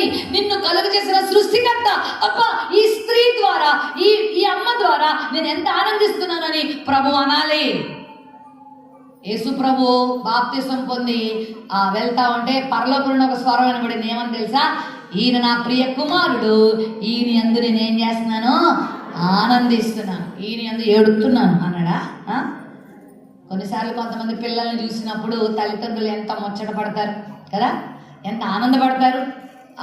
కవిత గారి 2వ కుమార్తెకి MBBS సీట్ వచ్చింది కదా, ఆ తల్లిదండ్రులు ఎంత సంతోషపడ్డారంటే, మరి ప్రార్థన రిక్వెస్ట్ చెప్పింది నాకు, మా అమ్మాయికి నీట్లో మంచి మార్కులు. నిజంగా ఆ సీట్ వచ్చినప్పుడు వాళ్ళు ఎంతో సంతోషం. అబ్బా మా బిడ్డకి ఏమొచ్చింది, ఇప్పుడు అమ్మాయి డాక్టర్ అయిపోయింది, సమాజానికి రేపు సేవ చేయాలి అమ్మాయి, దేవునికి మహిమ తేవాలి అమ్మాయి, ఎంత ఆనందం. ఆ కొంతమంది పిల్లలను చూసి తల్లిదండ్రులకి ఏముంటది? దుఃఖం. ఎవరైనా వచ్చి మీ కొడుకు ఇలా చేస్తున్నాడు, మీ కూతురు ఇలా చేస్తుందంటే ఆ తల్లికి ఎంత దుఃఖం కదా. మన ప్రభువుకి మనం దుఃఖకరంగా ఉండకూడదు. మన ప్రభువుకి మనం ఏం తీసుకురావాలా? ఆనందం తీసుకురావాలా, సంతోషం తీసుకురా. ఎంతమంది తీసుకొస్తారు? హల్లెలూయా చెప్పండి. ఈ అమర చింతలు ఉన్న స్త్రీలందరూ దేవునికి సంతోషంగా ఇస్తారా, విచారాన్ని కలిగిస్తారా? సంతోషం కలిగిస్తారా? అయితే ఏమంటుంది, ప్రభువు నా దీన స్థితిని చూసి, అంటే మరియా దీనురాలను ఒప్పుకుంటుంది. నేను చాలా గొప్పదాన్ని అంటుందా? మీ అందరిలో నన్నే దేవుడు ఎంచుకున్నాడు, సో ఐఎమ్ వెరీ గ్రేట్ అందా? ఏమంటుందంటే దీనురాల్ని. ఇక్కడ గమనించండి, ఎవరు ధన్యులు అవుతారో తెలుసా? స్త్రీలారా విన్నారా? వింటానంటే చెప్తారతో ముగించి వెళ్ళిపోతాను నేను, నిద్రపోద్దు. స్త్రీలను దేవుడు ఎప్పుడు ధన్యురాలుగా చేస్తాడంటే వాళ్ళు ఎప్పుడు ఆశీర్వదించబడతారు. ముత్యాల్లా, వజ్రంలా, బంగారంలా దేవుడు వాళ్ళని ఏర్పాటు ఎప్పుడు చేసుకుంటాడంటే దీనురాలిగా జీవించాలి. ఏముండాలి మనలో? దీన మనసు. దీన మనసున్న స్త్రీలు గొప్ప వాళ్ళు అవుతారు. దీన మనసున్న స్త్రీలు ఆశీర్వదించబడతారు. దీన మనసున్నటువంటి మరియా యేసయ్య కళ్ళల్లో పడింది, దేవుని కళ్ళల్లో పడింది. ఈరోజు యేసు ప్రభు తర్వాత ప్రపంచం అంతా మంచి పేరు పొందుకున్న స్త్రీ ఎవరంటే మరియే కదా. ఎంత గొప్ప స్థానం ఇచ్చాడు మరియమ్మకి. ఎందుకో మరియమ్మ గారికి మిస్ యూనివర్స్ బిరుదుందా? మొన్న ఒక ఆమె మిస్ యూనివర్స్ అయింది. అందాల రహస్యంగా అమ్మలారా 31:30 సామెతల గ్రంథం కంటతా వచ్చా మీ అందరికీ, ఆడవాళ్ళందరూ చెప్పాలి, త్వరగా బైబిల్ చూడకుండా చెప్పాలి. ఏంటి 31:30? Very good. అందం మోసకరం, సౌందర్యం వ్యర్థం, యెహోవా యందు భయభక్తులు కలిగిన స్త్రీలు కొనియాడబడతారు అని బైబిల్ చెప్తుంటే మనమా ఏమయ్యో పోయిన సంవత్సరం ఏదో 2,000 రూపాయల చీర సర్దుకున్నాను, కానీ ఇప్పుడు కనుక ఈ క్రిస్మస్కి నువ్వు 10,000 అంటే 10,000 పెట్టి చీర కొనలేదు అనుకో, మా పుట్టినకి అయిపోతాను అంతే అని భర్తను జడిపిస్తామంటారు. అప్పుడప్పుడు కొంతమంది బ్రదర్స్ వచ్చి మాకు చెప్తారు, అక్క ఇలా అంటుంది అక్క. అప్పుడు నేను అంటాను వెళ్తే వెళ్ళమని అంటాడు. మళ్ళీ 3వ రోజు పుట్టట్టుకుని రాకుండా తప్పదు. పుట్టినోళ్ళు ఎంతకాలం సాగుతారు నిన్ను? నేను పుట్టినప్పటి నుంచి పెళ్లి చేసేదాకా సాగారు, మళ్ళీ అక్కడ వాడు జైల్లో పెట్టారు. మాటికి వెళ్తానంటే మంచోళ్ళు అయితే పుట్టినోళ్ళని మళ్ళీ వెనక పంపుతారు. అర్థమైందా? కుటుంబ జీవిత విలువలు గుర్తించిన వాళ్ళు అయితే అమ్మ శాశ్వత కాలం ఎవరి దగ్గర ఉండాలా? నీ భర్త దగ్గర ఉండాలా, నీ అత్త దగ్గర ఉండాలని పంపుతారు. లేదనుకోండి గొడవకి వెళ్ళి గొడవలు చేసుకొని కుటుంబాలను నాశనం చేస్తారు అంతే. భర్తలు బెదిరిస్తున్నావా? నేను అలా ఉండాలి, నేను ఇలా ఉండాలి, అది పూయాలి, ఇది రాయాలి. ఉన్న అంతమంది చెడగొట్టుకుంటారు కొంతమంది, అది పూసి ఇది రాసి. దేవునికి పై రూపం కాదు, ఏది కావాలి ముఖ్యం తెలుసు కదా మీ అందరికీ. కొత్త విషయాలు ఏం చెప్పట్లేదు. సమూయేలు రాజును అభిషేకించడానికి యెషయా గారి ఇంటికి వెళ్తే మొదట 7 వచ్చారు. బలశాలులు వచ్చారు, అందగాళ్ళు వచ్చారు, మంచి కరాటే విచ్చగలిగిన వాళ్ళు, కండలు తీరిన వాళ్ళు వచ్చారు. అందరినీ త్రోసివేశాడు. అప్పుడు ప్రభా ఇంకెవరిని కోరుకుంటావు ప్రభా అంటే, అది ఒక గొర్రెల తోటలో ఉన్నాడు కదా, వాడిని కోరుకుంటున్నాను అన్నాడు.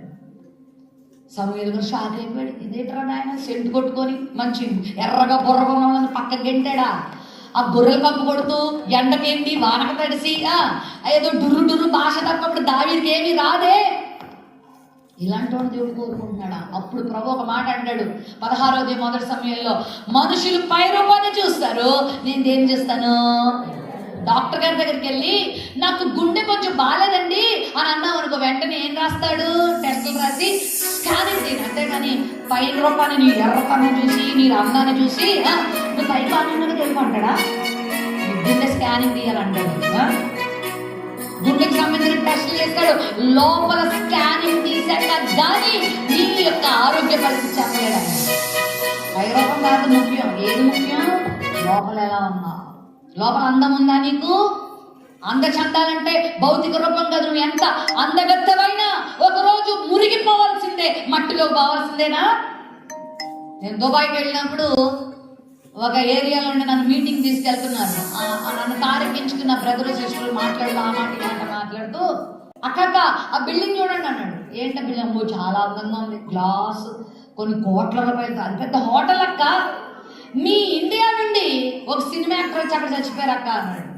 అవునవును కదా, ఒక 3-4 సంవత్సరాల క్రితం శ్రీదేవి అనే ఒక సినిమా యాక్టర్ దుబాయ్ వెళ్ళి చచ్చిపోయింది. అయితే ఆమెకి ఎంత మంది అభిమానులు అంటే కొన్ని కోట్ల మంది అభిమానులు సంపాదించుకుంది. ఒక్క అభిమానాన్న ఇంట్లో పెట్టుకున్నాడా 2 రోజులు? చెప్పండి. పోనీ దుబాయ్ వాళ్ళన్నా పెట్టుకున్నారా? డబ్బులు ఇస్తాం కొనుక్కొని ఒక సంవత్సరం పెట్టుకోండి అంటే పెట్టుకుంటారా ఆ డెడ్ బాడీని? తీసుకెళ్ళండి త్వరగా అని ఇండియాకి పంపించారు. బంధువులు ఉన్నారు, స్నేహితులు ఉన్నారు, ఎవ్వరూ ఆమె నుంచి అప్పటికే ఆమె ఇండియాకి వచ్చేసరికి ఆమె శరీరం అంతా కుళ్ళిపోతే పైపైన మేకప్లు కొట్టి మొత్తానికి ఆమె అంత్యక్రియలు చేశారు. లోకంలో అందం కాదు ముఖ్యం, ఏముండాలంటే దీన మనసు. దేవుడు కోరేది ఏంటి? మనలో స్త్రీలు ఎలా ఉండాలి? దీనత్వం కలిగి ఉండాలా, తగ్గింపు కలిగి ఉండాలా, వినయ విధేయతలు కలిగి ఉండాలా, సాధుత్వం కలిగి ఉండాలా. 1 పేతురు పత్రిక 3వ అధ్యాయము 3వ వచనం నుండి కనుక మీరు ఇంటికి వెళ్ళి చదవండి. సాధువైనట్టి, మృదువైనట్టి గుణం అనే అక్షయ అలంకరణ మీకు అలంకారంగా ఉండాలా. ఈ వెలుపటి అలంకరణ కాదు. బంగారు నగలు పెట్టుకోవడం, వెలగల వస్త్రాలు ధరించడం, జడలు అల్లుకోవడం అనేటువంటి వెలుపటి అలంకరణ మీకు అలంకారంగా ఉండక ఏముండాలి? అలంకరణ మీకు మాట చెప్పిన, ఒకవేళ మనుషులైతే నీ పై అలంకరణ కోరతారేమో, మన పరిశుద్ధాత్మ దేవుడు అంతరంగ అలంకరణ కోరే దేవుడు. హల్లెలూయా. నువ్వు ఎంత భౌతికమైన అలంకరణ చేసుకున్నా నువ్వు దేవుని దృష్టిలో అందగత్తెవు కాదు. నీలో సాధుత్వం ఉండాలా, మృదుత్వం. ఆ స్త్రీలకు అలంకరణ ఏంటో చెప్పనా? విధేయత, వినయము, దీన మనసు, తగ్గింపు జీవితం ఉందా? ఒక్క మాట అంటే తాసుకంలో లేవుతుంది. భర్త పొరపాటు ఒక మాట అంటే చాలు, ఒక ఆమె భర్తని ఇంట్లో పెట్టి కొట్టేస్తా ఉండేదట. పాప ఆయన పరుగు పోతుందని, ఆ పరుగు పోతుందని తలుపులు వేసేసి చచ్చేవా ఈయన అనేవాడంట. అందరూ అనుకున్నాం భర్త భార్యని ఈయన కొడుతున్నాడేమో అనుకున్నారు. ఆమె కొట్టేసి పళ్ళాలు ప్లేట్లు ఇసిరేయడమే ఆయన మీద. ఏమ్మా స్త్రీలారా అలా ఉంటున్నారా? అలా ఉంటున్నారు. నాకు కొంతమంది స్త్రీలు తెలుసు, భర్తలు చిత్త కొడుతున్నా, భర్తలు హింసిస్తున్నా, కుటుంబంలో ఎంత బాధలు కలుగునా పెదవి కింద దాచిపెట్టుకొని దేవునికి చెప్పుకొని దేవుడి మీద ఆధారపడి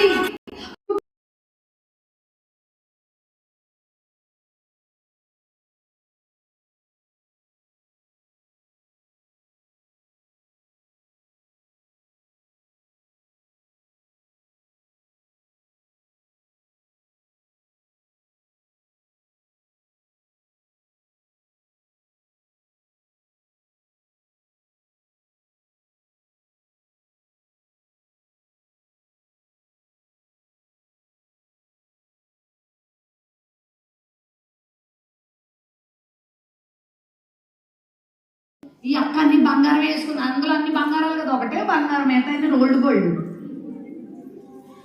ఆడనుకున్నాడు ఒకటి పీక్కుంటే మళ్ళీ టైం వేస్ట్ అయిపోతుందని ఇప్పుడు ఏం చేశాడు తెలుసా? ఇక్కడ చెయ్యి అనిపిస్తుంది. బాగా చెప్పారే, మీ దగ్గర జరిగినాయి అలాంటి. ఇక్కడ వేసాడు చెయ్యి, అమ్మో నా చెయ్యి బస్సులో ఆడేం చేసాడు? ఆ చెయ్యి పట్టుకుని మరో బస్సు ఎక్కి వెళ్ళిపోతున్నాడు. చీకటి, ఇది ఈ టైం అయింది, రాత్రి 8-9 అయింది. అమ్మో నా చెయ్యి అందరూ చుట్టుపక్కల వచ్చి గ్యాదర్ అయ్యేసరికి రక్తపు మడుగులో గిల్లగలా కొట్టుకుని రక్తస్రావం, బుడబుడ రక్తం కాదు. అబ్బా హాస్పిటల్కి తీసుకెళ్ళి చచ్చిపోయిందో బ్రతికిందో మనకు తెలియదు, కానీ చెయ్యి వచ్చిందా? తర్వాత వాడు దొరికేళ్ళండి, ఎలాగలో పట్టుకుంటారు పోలీసులు. అందుకే అన్నాడు బైబిల్లో, అందము మోసకరం వ్యర్థమైన అలంకరణ కొరకు పరితపించదు. దేవుడు కోరే అలంకరణ తెచ్చుకో. ఒక మాట ఉంది సామెతల గ్రంథంలో, వివేకం లేని సుందర స్త్రీ పంది ముక్కునున్న బంగారు కమ్మెలంటారు. మీలాంటి ఒక అక్క అందరూ కుక్క పిల్లలు పిల్లి పిల్లలు పెంచుకుంటున్నారు, నేను పంది పిల్లలు పెంచుకుందాం, పాపం దాన్ని ఎవరు జాలి పట్టలేదు, అందరూ చిచ్చి అంటున్నారు, నేను దాన్ని పెంచుకుంటానని దాని ఇంట్లో తెచ్చుకొని దాన్ని శుభ్రంగా డవ్ సోప్ వేసి స్నానం చేయించి దాన్ని సెంటు కొట్టి సౌత్ ఇండియా షాపింగ్ మాల్కి వెళ్ళి ఒక మంచి బట్టలు తెచ్చి, పట్టు బట్టలు, ముక్కు కుట్టించి, చెవులు కుట్టించి, బంగారు నగలు పెట్టి, నెక్లెస్ వేసి, మేకప్ కొట్టి దాన్ని మంచిగా తయారు చేసిందంట. బా ఎంత బ్యూటిఫుల్గా ఉంది. చక్కగా సెల్ఫీ తీసుకుంది, స్టేటస్లో కూడా పెట్టుకుందంట. దానికి మంచి ముద్దు పేరు పెట్టుకుందంట. అంతా అయిన తర్వాత నా బిడ్డ దానికి ముద్దు పేరు పెట్టుకుంది, ఏ బంగారం పెట్టుకుందో, బంగారం కొండ పెట్టుకుందా, నా బంగారమా ఈ సోఫా మీద కూర్చోరే, నేను టీ తాగొచ్చానని వంటగదిలోకి వెళ్ళిందంట. టీ పెట్టుకుని అమ్మగారు తెచ్చుకునే 5-10 నిమిషాల లోపల, అమ్మ చంటి పిల్లల్ని కొంచెం బయట తీసుకెళ్ళి ఆ యొక్క ఆ టీ తెచ్చుకునే లోపల ఈ బంగారు కొండ సోఫా మీద లేదు, హాల్లో. ఆమె హాల్లో పెట్టి వెళ్ళింది కదా. అరే నా బంగారం ఎక్కడుందనే అని అడుగుతుంటే ఆంటీ ఇక్కడే ఉందనే అందంట. ఎక్కడ? మీ ఇంటి ముందే. మా ఇంటి ముందు ఎక్కడున్నావు అని బయటకు వచ్చారు. వాళ్ళ ఇంటి ముందు డ్రైనేజ్ ఉంది, అందులో ఉంది. ఈవిడ పెట్టిన కాస్ట్లీ బట్టలు, ఈమె పెట్టిన కాస్ట్లీ నగలు, ఈమె కొట్టిన కాస్ట్లీ మేకప్ అంతా ఎక్కడా? ఊరికి కొంట. ఎంత ఆనందపడుతుందంట. అబ్బా సూపర్. ఏంటి? మురిగుంట. పై రూపం మార్చింది కానీ బుద్ధి మారిందా? దేవుడు కోరేది అది. నేను పై రూపాయలు కదా మార్చుకునేది, టిప్ టాప్గా రెడీ అయిపోవడం కాదు దేవుడు కోరేది. దేవుడు కోరేది అంతరంగ సౌందర్యం ఎలా ఉంది. నీ బుద్ధి మారిందా? నీ చూపు మారిందా? నీ మాట మారిందా? నీ నడక మారిందా? నీ పడక మారిందా? నీ బుద్ధిలో దీనత్వం. దీనత్వం ఎవరి లక్షణం? త్వరగా చెప్పాలి, ఎవరి లక్షణం? 11:29 మత్తయి సువార్త ఏముంది అక్కడ? నేను సాత్వికుడను దీన మనస్సు గలవాడను కనుక నా యొద్ద నేర్చుకో, నా కాడు నీ మీద ఎత్తుకొని నేర్చుకో. దీన మనసు ఎవరికి వస్తుందో చెప్పనా? మారు మనసు ఉంటే దీన మనసు వస్తుంది. ఏ మనసు రావాలి? ఫస్ట్ మారు మనసు రావాలి. మారేవా? కొంతమంది మారకుండా బాప్తిజం తీసుకుంటారు. ఎందుకు?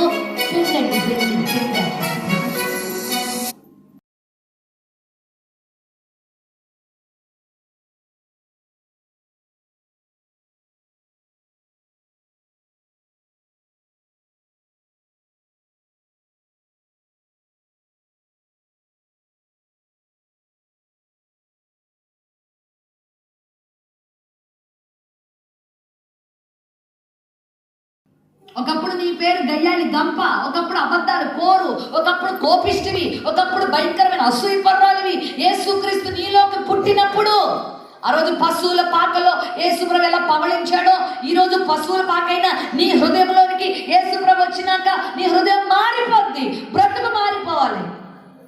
ఆ సంఘంలో ఒక ఆమె ఉండేది. ఆమె రోడ్డు మీదకి వచ్చిందంటే ఒక్క భూతన మాట్లాడకుండా లోపలికి వచ్చేది కదా. అందరితో గొడవే. కుళాయిల దగ్గరికి వచ్చిందంటే గొడవ, ఎక్కడ చూసిన గొడవ మనిషి. కానీ మీలా ఎవరో ఆమెని చర్చికి తీసుకొచ్చారు. దేవుని వాక్యం విన్నది, ఆమె మారు మనసు పొందింది. ఇప్పుడు చెప్పనా, ఎవరిని తిట్టడం మాట తర్వాత సంగతి. తనని ఎవరు తిట్టినా వారితో చిరునవ్వు నవ్వేసి వారి కొరకు వచ్చి ప్రార్థన చేస్తుంది. ఆ మొదటి రోజులో ఉన్న కోపము, ఆ ద్వేషము, ఆ బూతులు, ఆ అపరిశుద్ధమైన జీవితం పోయింది. స్త్రీలారా, దేవుడు నిన్ను ధన్యురాలుగా చేయాలనుకున్నాడు. ఎప్పుడంటే నువ్వు మారు మనసు పొందాలి. మారు మనసు వెనకాల ఏ మనసు ఉంటుంది? దీన మనసు ఉంటుంది. దీన మనసు ఉందా? తగ్గింపు జీవితం ఉందా? నువ్వు తగ్గించుకుంటున్నావా? ఇంట్లో తగ్గింపు ఉందా? నీ భర్త దగ్గర తగ్గింపు ఉందా? పిల్లలు అమ్మా నాన్న దగ్గర తగ్గించుకుంటున్నారా? మీరు తగ్గండి, మేము తగ్గం.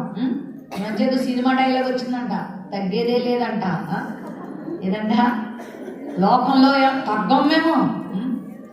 దేవుడు చెప్తున్నాడు తగ్గు. తను తాను తగ్గించుకున్నవాడు, హెచ్చించుకున్నవాడు తగ్గించుకో. యేసుప్రభు తగ్గించుకోలేదా? శిష్యుల పాదాలు కడిగాడు ఆయన. నువ్వు చర్చలో చీపురు పట్టుకుని ఉడుకుతున్నావా? సువార్త ప్రకటిస్తున్నావా? దేవుడి కొరకు ఏమైనా పని చేస్తున్నావా? నేను 10th క్లాస్ 10 సార్లు తప్పితే నేను ఓడబడమా? నేను ఇది పట్టుకోవడమా? ఏంటి నువ్వు ఏంటి? ఇంతలో కనబడి అంతలో మాయమయ్యే నీటి ఆవిరి బ్రతుకు మాది. అతిశయించడానికి ఏమైనా ఉందా మనలో? ఏమైనా అతిశయించాలంటే ఎవరిని బట్టి? దేవుని బట్టే. కలిగినదేదియో ఆయన లేకుండా మనకి వచ్చిందా? మాట చెప్పనా, నువ్వు ఒక చెయ్యిలా తిప్పాలంటే ఎవరి కృప కావాలి? ఈ నరాలని ఎవరి చేతిలో ఉన్నాయి? నాకు ఒక అమ్మాయి తెలుసు, హైదరాబాద్లో సాఫ్ట్వేర్ ఇంజనీర్ అమ్మాయి. చాలా నెల వచ్చేసరికి 6-7 లక్షల జీతం ఆమెకి. ఆమె కింద ఒక 10-15 మంది ఎంప్లాయీస్ ఉంటారు. పొద్దున్నే లేచేసరికి చేయి కదపలేకపోతుంది, కాళ్ళు కదపలేకపోతుంది, నోటి మాట సరిగా రావట్లేదు, నాలుగు కదలలేకపోతుంది. వాళ్ళ అమ్మని పిలిచి అమ్మా అని పిలుస్తున్నా కూడా ఆ పక్క రూమ్లో ఉన్నాడు అమ్మకి. వాళ్ళ అమ్మ పొద్దున్న లేచి ఆ వంటది చేస్తుంది, అమ్మాయికి బాక్స్ పెట్టి పంపడానికి. ఆమె అరుస్తున్న అరుపులు వాళ్ళ అమ్మకి వినబడట్లే, లేగలేకపోతుంది. అరగంట దాకా మంచం మీద కదలలేకపోతుంటాయి. వాళ్ళమ్మ ఏంది పిల్ల త్వరగా లేస్తుంది కదా, ఇంకా లేదని వచ్చి చూసరికి ఆ మంచం ఇలా కొట్టుకుంటుంది, చీలుతున్నారు. అమ్మా మనకు తెలుస్తుంది నా పిలుపు, అమ్మని అందట్లే. నా కూతురికి ఏమైంది, నా కూతురికి ఏమైంది తీసుకెళ్ళి మంచంతో ఆమెకి లెగలేకపోతుంది. చలాకీగా తిరిగే పిల్ల, 5 సంవత్సరాల వయసు, పెళ్లి కుదిరింది, మంచి ఉద్యోగస్తురాలు, మంచి అందగత్తే. హాస్పిటల్ తీసుకెళ్ళి 4 రోజులు హాస్పిటల్లో పెట్టుకొని టెస్టులు వెనకాల టెస్టులు చేయగా డాక్టర్కి అర్థం కాలే. చివరికి దానికి ఒక పేరు పెట్టారు. ఇది ఒక అరుదైన వ్యాధి, ఇది 1,000,000 మందిలో ఒకరిద్దరికి వస్తుంది, ఇది నరాలకు సంబంధించిన వ్యాధి, ఇంకా మీ అమ్మాయి జీవితాంతం ఇలాగే ఉంటుంది అన్నారు. ఫిజియోథెరపీలు ఇప్పుడు ఇది జరిగి 5 సంవత్సరాలు అయింది. ఇప్పటికీ అమ్మాయికి ఫిజియోథెరపీలు చేస్తారన్నారు. చేతులు పాముతో భయంకరమైన నొప్పులు అమ్మాయికి, అదొక భయంకర నరాల వ్యాధి అంట. ఒక్క రోజులో ఆమె సిచ్యువేషన్ ఏమైపోయింది. మనుషులు అతిశయపడతారు, నాకు అంత బలం ఉంది, నాకెంత అందం ఉంది. దేవుని కృప లేకపోతే నీ చేయి పని చేస్తుందా? బైబిల్ ఒక మాట ఉంది, నా సెలవు లేకుండా ఆహారం రింగువాడెవడు అన్నాడు. నువ్వు ముద్ద నమిలి మింగాలంటే కూడా ఎవరి సెలవు కావాలా? కలిగినదేది ఆయన లేకుండా కలగలేదు. స్త్రీలారా, దేనిని బట్టి అతిశయించొద్దు. ఎత్తును బట్టి, రంగును బట్టి, ఇంటిని బట్టి, వస్తువులు బట్టి, వాహనాలను బట్టి, నీ భర్తను బట్టి, నీ బిడ్డలను బట్టి అతిశయించొద్దు. అతిశయించోడు ఎవరిని బట్టి అతిశయించాలి? దేవుని బట్టి అతిశయించాలి. దేవుని బిడ్డలారా, దీన మనసు చాలా ముఖ్యం. మరి ఎందుకు దగ్గరాలేందంటే ఆమె ఎలా ఉంది? స్త్రీలందరూ ఆమె ఎలా కనబడుతుంది? దేవుడు దీనులు హెచ్చిస్తాడు. గర్విష్ఠులు ఆయనకు అక్కర్లే, గర్వముతో ఊగిసలాడే వాళ్ళు దేవునికి అక్కర్లే. కొంతమంది వాళ్ళ కులాలను బట్టి గర్వం, వాళ్ళ మతాలను బట్టి గర్వం, వాళ్ళ కారులు మేడల మిద్దెలు బట్టి గర్వం, వారికి ఉన్న వాటిని బట్టి గర్విస్తూ ఉంటారు. నో, గర్వం వద్దు. నీకెంతున్నా నాకు కలిగిందంట ఎవరిని బట్టి? దేవుని బట్టి. హల్లెలూయా చెప్పండి ఒకసారి. ఈరోజు మీకున్న ప్రాణం ఎవరిది? మీరు రాత్రి బిర్యానీ తిన్నందుకు ప్రాణం ఉందా? ఇప్పుడు డ్రై ఫ్రూట్స్ బాగా తింటారా? మీ ఊర్లో ఏం బాగా దొరుకుతా నాకు తెలియదు కానీ ఇందాక కవిత గారు మాకు మంచి మటన్ కేమా పెట్టింది, భలే టేస్ట్ ఉండింది. మటన్ తిన్నందుకు బాగా మనం బతుకుతున్నామా? ఆహారం మనం బ్రతికిస్తుందా? మనకున్న ఉద్యోగాలు మనం బ్రతికిస్తున్నాయా? మనకున్న జ్ఞానం మనం బ్రతికిస్తుందా? మనల్ని ఊపిరిచ్చి బ్రతికిస్తుంది ఎవరు చెప్పండి? మన ప్రభు. గట్టిగా చప్పట్లు కొట్టింది ఒకసారి. దేవుడు మహిమ కలిగినడా. కాబట్టి నీ అంత అతిశయించడానికి ఏమి? ఇప్పుడు దేవుని దగ్గర ఎలా ఉండాలా? దీన మనస్కులుగా ఉండాలా, తగ్గింపు కలిగిన వాళ్ళగా ఉండాలా. ప్రభువా, నువ్విస్తే నేను తింటా, నువ్విస్తే నేను బట్ట కడతా, నువ్విస్తే బ్రతుకుతా, నువ్విస్తే నాకు భర్త, నువ్విస్తే పిల్లలు, నువ్విస్తే ఉద్యోగం, నువ్విస్తే ఆనందం, అంతా నీ నుండే. అందుకే సమస్త ఘనత మహిమ ఎవరికి చల్లాలా? అందుకే మరి అంటుంది, నా ప్రాణము నా రక్షకుడైన ప్రభువుని ఏం చేస్తుంది? ఘనపరుస్తుంది. దేవుడు ఏమైనా కొంచెం ప్రేమించి ఏదైనా ఇస్తే ఇంకెవరిని లెక్క చేయరు. కళ్ళు నెత్తి మీదకి వస్తాయి. నేను అంటలేదు, బైబిల్ అంటుంది. కళ్ళు నెత్తికి వచ్చిన తరం కలదంట, ఎవరు లెక్క చేయరుగా. పాస్టర్ గారు లెక్క ఉండదుగా.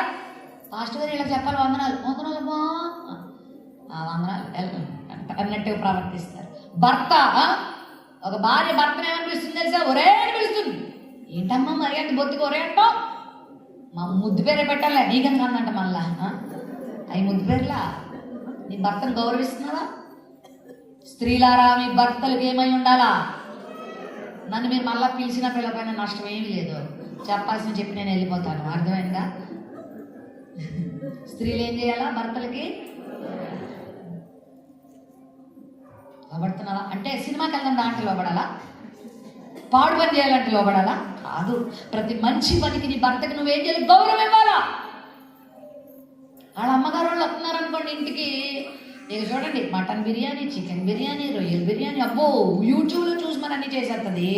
వాళ్ళ అత్తగారు వాళ్ళు వస్తుంటే మాత్రం ఇప్పుడే నడుము నొప్పి స్టార్ట్ అయిందండి, కొంచెం కర్రీ తెచ్చేస్తాను. కర్రీ పాయింట్లు ఉన్నాయా? లేదా? జొమాటోలు ఉన్నాయా? మా హైదరాబాద్ అయితే సూపర్. అర్ధరాత్రి అయినా ఆర్డర్ ఇస్తే ఇంటికి వచ్చేస్తాయి. వాళ్ళ అత్తగారు వాళ్ళు వస్తుంటే వేషం మార్చేస్తుంది. వాళ్ళ అమ్మగారు వాళ్ళు వచ్చేస్తే మాత్రం ఏంటి, అమ్మో మా అమ్మ వస్తుంది, మా అమ్మకి బిర్యానీ ఇష్టం, మటన్ ఇష్టం తింటే తప్పు కదా. నీ భర్తను గౌరవించాలి. నీ భర్త తరపు వారిని కూడా ఏం చేయాలి, నువ్వు ప్రేమించాలి. అప్పుడే నీ భర్తను సంపాదించుకుంటావు. దీన మనసు ఉందా? కష్టించే జీవితం ఉందా? రెబకా గురించి బైబిల్లో ఒక మాట ఉంది, 10 ఒంటెలకి ఏం పోసిందంట. 10 ఒంటెలు అంటే ఒంటెలు అంటే గ్లాస్ నీళ్ళు అవుతుందా? ఇప్పుడున్న ఆడపిల్లలకి అసలు ఆతిథ్యం చేయడం అవుతుందా? కాలు మీద కాలు వేసుకొని మంచిది పట్టరా, ప్లేట్ పట్టరా, తల్లులు వీళ్ళకి సేవలు చేయాల్సి వస్తుంది. చేయి, సేవ చేయి, దిగు, కుర్చీ దిగు, పరిచర్య చేయి, పని చేయి, తగ్గించుకో, ప్రేమించు. 10 ఒంటెలంటే ఒక్కొక్క ఒంటె కడుపు ట్యాంకర్లా ఉంటుంది. ఎన్ని నీళ్ళు దాకా ఉంటుంది. ఆ నీళ్ళన్నీ పట్టడానికి రెబకా ఎంత కష్టపడింది, ఎంత తగ్గింపు. రెబకా ఏమి మామూలు ఇంట్లోంచి రాలే. చెప్పండి, లాబాను చెల్లి బెతూయేలు కుమార్తె చాలా గొప్ప సంపద కలిగిన ఇంట్లో నుండి వచ్చింది. ఎంత దీనత్వం. అమ్మలారా, స్త్రీలారా, కుటుంబంలో దీనత్వం కలిగి జీవించాలి. సంఘములో దీనత్వం కలిగి జీవించాలి. బయట దీనత్వం కలిగి జీవించాలి. మీ అందరికీ మదర్ తెరీసా తెలుసా? ఎంతమంది తెలుసు mother Teresa? Very good. Mother Teresa Yugoslavia అనే దేశంలో ఒక మంచి విద్యావంతురాలు, టీచర్ ఆవిడ. అక్కడ చాలా మంది స్టూడెంట్స్కి పాఠాలు చెప్పే టీచర్, మంచి ఉద్యోగం, లక్షలు సంపాదించేది. కానీ ప్రభు ఆమెను పిలిచాడు, నా సేవ చేయాలి అని అంటే అవన్నీ వదిలిపెట్టి మన భారతదేశానికి వచ్చింది, కలకత్తా నగరానికి వచ్చింది. కలకత్తాలో ఆమెకు ఎవరు పూలదండలు వేయలేదు, ఆమెకు ఎవరో బొకేలు ఇవ్వలేదు నాకు ఇచ్చినట్టు. అక్కడ ఆమెకి ఏ సాదరాభిమానాలు లేవు, అక్కడ స్వాగతాలు లేవు. రోడ్డు మీద అడుక్కుంటున్న పిల్లల్ని హక్కును చేర్చుకుంది. రోడ్డు పక్కన మురికి కొడుతున్నటువంటి ఆ వృద్ధుల్ని, మురికి కంపు కొట్టే వాళ్ళందరూ ఒళ్ళో పెట్టుకొని వాళ్ళకి మంచినీళ్ళు త్రాగించి, ఆహారం తినిపించి, వాళ్ళకి శరణాలయాలు నిర్మించి స్థాపించి వాళ్ళందరికీ సేవ చేసింది. కుష్ఠరోగుల్ని ఎంత కంపు కొడతారు తెలుసా? కురుపులతో. కొంతమంది కుష్ఠరోగులకి అయితే శరీరంలో పురుగులు కూడా పడతాయంట. అలాంటి వాళ్ళు కూడా వదలలేదు మదర్ తెరీసా. వాళ్ళందరినీ ఒళ్ళో పెట్టుకొని పురుగులు కూడా చేత్తో రాకపోతే నోటితో కూడా తీసి పెట్టేదంట. కులదీప్ నయ్యర్ అని ఒక ఫేమస్ జర్నలిస్ట్ ఆ టైంలో ఈమె గురించి చెడ్డ కథనాలు రాసి న్యూస్ పేపర్లో వేయాలి. ఈమె వేరే దేశం నుండి వచ్చి భారతదేశంలో మత ప్రచారం చేస్తుందని తప్పుడు సమాచారం ఇవ్వాలని వచ్చాడట. కిటికీలోంచి ఆమె చేసేది చూశాడంట. వామ్మో, ఒక భార్య కూడా ఇలా చేయదే, ఒక తల్లి కూడా ఇలా చేయదే. మన ఇంట్లో ఏమైనా కొంచెం పని ఎక్కువైతే చాలిగా ఫేస్ మారిపోద్ది మనకి. నేనే చచ్చానా, నేనే చెయ్యాలా? ఆతిథ్యం ఇవ్వడం మరవకండి, కష్టపడి ఫలితం ఎవరిస్తారు నీకు? నువ్వు ధన్యురాలు అవుతావు. నా తల్లి కూడా ఇలా చెయ్యదే. పురుగు ఆ కంపు కొడుతున్న కుష్ఠరోగుల్ని ఒళ్ళో పడుకోబెట్టుకొని ఆ రసి కారిపోతున్న కురుపుల్ని తొడవడమే కాదు, ఆ పుండుల్లోంచి పురుగులు కూడా తీస్తుందంట, నోటితో తీస్తుందంట. కొంచెం ఏదైనా అనారోగ్యం ఎవరికైనా ముసలోళ్ళకి వచ్చిందనుకో, చచ్చిపోతాడు ఇంకెందుకు వదిలేయండి అని బతుకుండానే వదిలేస్తారు చాలా మంది.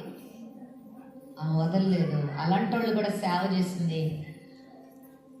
ఈమె గురించి చెడ్డ కథనాలు రాసి ఈమెని అన్పాపులర్ చేద్దామని వచ్చిన ఆ జర్నలిస్ట్ ఆమె కాళ్ళ మీద పడి, అమ్మా నీలాంటి దాన్ని ఎక్కడ చూడలేదు, ఇంత ప్రేమ ఎలా చూపిస్తున్నావు అమ్మా నువ్వు అని అంటే ఆమె ఏం చెప్పింది చెప్పాలా? ఇది జాగ్రత్త వినండి. ఆమె ఏం చెప్పింది తెలుసా? యేసు ప్రభు ప్రేమ సముద్రం లాంటిది, ఆ సముద్రంలో ఒక చుక్క నా గుండెల్లోకి వచ్చింది. ఆ యేసయ్య ప్రేమ నా గుండెల్లో ఉంది కాబట్టే నేను ఈరోజు ఈ అనాథలకి సేవ చేస్తున్నాను అన్నట్టు గట్టిగా చప్పట్లు కొట్టి ప్రభు నామమున మీరా దీన మనసు ఉందా? తగ్గింపు జీవితం ఉందా? చిరునవ్వు ఉందా మీ మొక్కల్లో? నావంటి పక్క వాళ్ళని చూసి, పక్క వాళ్ళని చూసి నావంటి అసలు నవ్వే బంగారం అన్నాడు. ఏమంటారు, చింతపండు తింటే ఎలా ఉంటుంది మన మొహం? ప్రేమ తక్కువ ఉండదు, చిరునవ్వు ఉండదు, పలకరింపు ఉండదు. నువ్వెంతవే నా ముందు అన్నట్టు చూస్తా. ఎదుటివాని ఎదుట 1 పేతురు 5:5 మీరందరూ ఎదుటివాని ఎడల దీన మనసనే వస్త్రము, ఈ వస్త్రం కావాలి. నీ దాసురాలి దీన స్థితిని నువ్వేం చేస్తావు? దీనురా. రెండో మాట చెప్తున్నాను, నా టైం అయిపోయింది. రెండో మాట ఏంటో తెలుసా? మరియను దేవుడు ఎందుకు ధన్యురాలు చేశాడంటే ఈమె ఆ గుడారములో ఆ లోపల దేవునితో సహవాసం చేస్తుంది. మీరు ఆ 1వ అధ్యాయము ఆ 21వ వచనం కానీ చదివితే గాబ్రియేలు దూత లోపలికి వచ్చి అనే మాట చూస్తాం. అంటే మరి ఈమె ఎక్కడ గడుపుతుంది మరియ అంటే లోపల ఆమె గడుపుతున్నట్లుగా 27వ వచనం మనం 28వ వచనం కనుక చదివితే అక్కడ ఆమె గురించి ఒక మంచి మాట ఉంది, చూస్తారా? ఆ దూత లోపలికి వచ్చి ఆమెను చూచి, అంటే మరి ఎక్కడుంది? షికార్లో పడుతుందా? లోపల అనే మాట మీరు బైబిల్ ఎక్కడైనా గమనిస్తే అది దేవునితో సహవాసానికి గుర్తు. అందుకే మత్తయి 6:6 జాగ్రత్త వినండి, ముగిస్తున్నాను. 6:6 మత్తయిలో ఒక మాట ఉంది, మీరు ప్రార్థన చేయనప్పుడు లోపలికి వెళ్ళి రహస్యం ముందు చూచుచున్న మీ తండ్రికి ఏం చేయాలా అంటే, మరియా తన యవ్వన జీవితంలో ఎవరితో కాలం గడుపుతుంది? ఈ రోజుల్లో యవనస్తులు ఇంట్లో ఉన్నారా? యవనస్తులే కదండి. మన ఇంట్లో కాలు నిలబడుతుందా? షికార్లు కొట్టాలి, అడు తిరగాలి, ఇటు తిరగాలి. ఒక మాట చెప్తున్నా వినండి, ప్రార్థనా జీవితానికి సాదృశ్యం ఇది. మరియా ఆ యొక్క నజరేతు ఊరిలో ఉన్న అందరిలా లేదు, ఈమె దేవునితో సహవాసం చేస్తుంది. శారా గురించి కూడా మాట్లాడుతూ శారా గుడారములో గడిపిన స్త్రీగా ఉంది. యాయేలు గురించి చూస్తే యాయేలు అనేటువంటి స్త్రీ గుడారముల్లో జీవించుచుండగా ఆ గుడారంలో సిసేరా రాగా ఆ గుడారపు మేకు తీసుకుని వాడిని ఏం చేసింది? చంపింది. గుడారపు అనుభవం లోపల అంటే అర్థం. మరియా ఎవరితో సహవాసం? అదే ప్రార్థనా జీవితం. ధన్యులు అవ్వాలంటే రెండవ కారణం, మొదటి కారణం దీన మనసు, మారు మనసు, పరిశుద్ధ జీవితము. రెండవది ప్రార్థనా జీవితం. దేవునితో ఏం చేయాలా? సహవాసం. నిద్రపోకూడదు, ఫుల్గా కడుపు నిండా తినడం నిద్రపోవడం కాదు. నువ్వు దేవునితో సహవాసం చేస్తున్నావా? ప్రార్థన చేస్తున్నావా?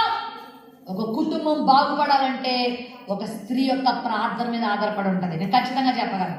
మా అమ్మగారు తెల్లవారుజాము 3 గంటలకు లేచి రాత్రి 12 గంటల దాకా వాళ్ళు సేవ చేసుకొని, సేవకులు వాళ్ళు రాజమండ్రిలో, ఒక 2-3 గంటలు పడుకునేది అంతే. 3 గంటలకు లేచి కన్నీటితో ప్రార్థన చేసేది.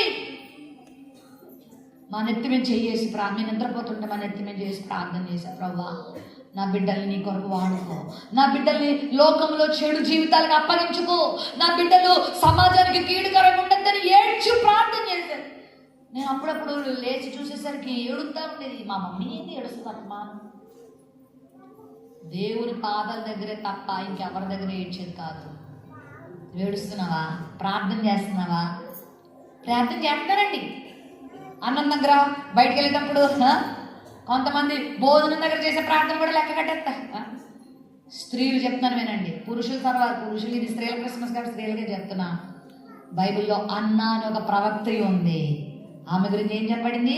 లూకా 2:36లో ఆమె దేవాలయమును విడవక రేయింబగళ్ళు ఉపవాస ప్రార్థనలతో సేవ చేసిందంట. ఇలాంటి వాళ్ళు కావాలి మీ సంఘంలో. హల్లెలూయా. కుటుంబాలు బాగుపడిపోతాయి. చేయి, ప్రార్థన చేయి, గొప్ప కార్యాలు చూస్తావు. నీ కుటుంబం మారుంది, నీ భర్త మారుతాడు, నీ పిల్లలు మారుతాడు, ఉన్నతమైన కృపలు దేవుడు ఇస్తాడు, అనారోగ్యాల నుండి స్వస్థత, దురాత్మ శక్తుల నుంచి విడుదల నువ్వు పొందుతావు. నీ స్థితిగతులు దేవుడు మారుస్తాడు. హల్లెలూయా.